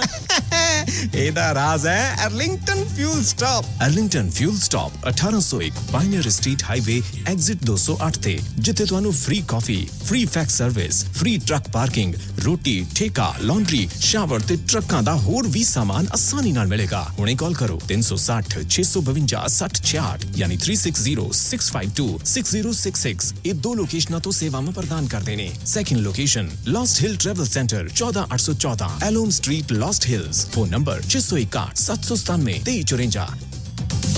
ਟਰੱਕਿੰਗ ਵਾਲੇ ਵੀਰੋ ਧਿਆਨ ਨਾਲ ਸੁਣੋ। ਟਰੱਕ ਜਿੱਦਾਂ ਦਾ ਵੀ ਚਲਾਉਨੇ ਹੋ, ਮੈਨੂਅਲ ਜਾਂ ਆਟੋਮੈਟਿਕ, ਕੁਇਕ ਟਰੱਕ ਲਿਊਬ ਚੇਤੇ ਆਹੀ ਨਾ ਰੱਖਿਓ। ਟਰੱਕ ਦੀ ਵਧੀਆ ਸਰਵਿਸ ਲਈ ਕੁਇਕ ਟਰੱਕ ਲਿਊਬ। ਲਓ ਜੀ, ਤੀਜੀ ਲੋਕੇਸ਼ਨ ਵੀ ਖੋਲਤੀ ਆ, ਐਗਜ਼ਿਟ 579 ਫਰਮ ਹਾਈਵੇ 401 ਇਨ ਨਾਪਨੀ। ਆਹੋ ਜੀ, ਕੋਈ ਅਪਾਇੰਟਮੈਂਟ ਨਹੀਂ, drive through facility. Exit 579 firm highway 401 in ਨਾਪਨੀ। Quick truck lube, the one stop shop। 5196220660 ਜਾਂ quicktrucklube.com। QTL, because we care। Quick Truck Lube.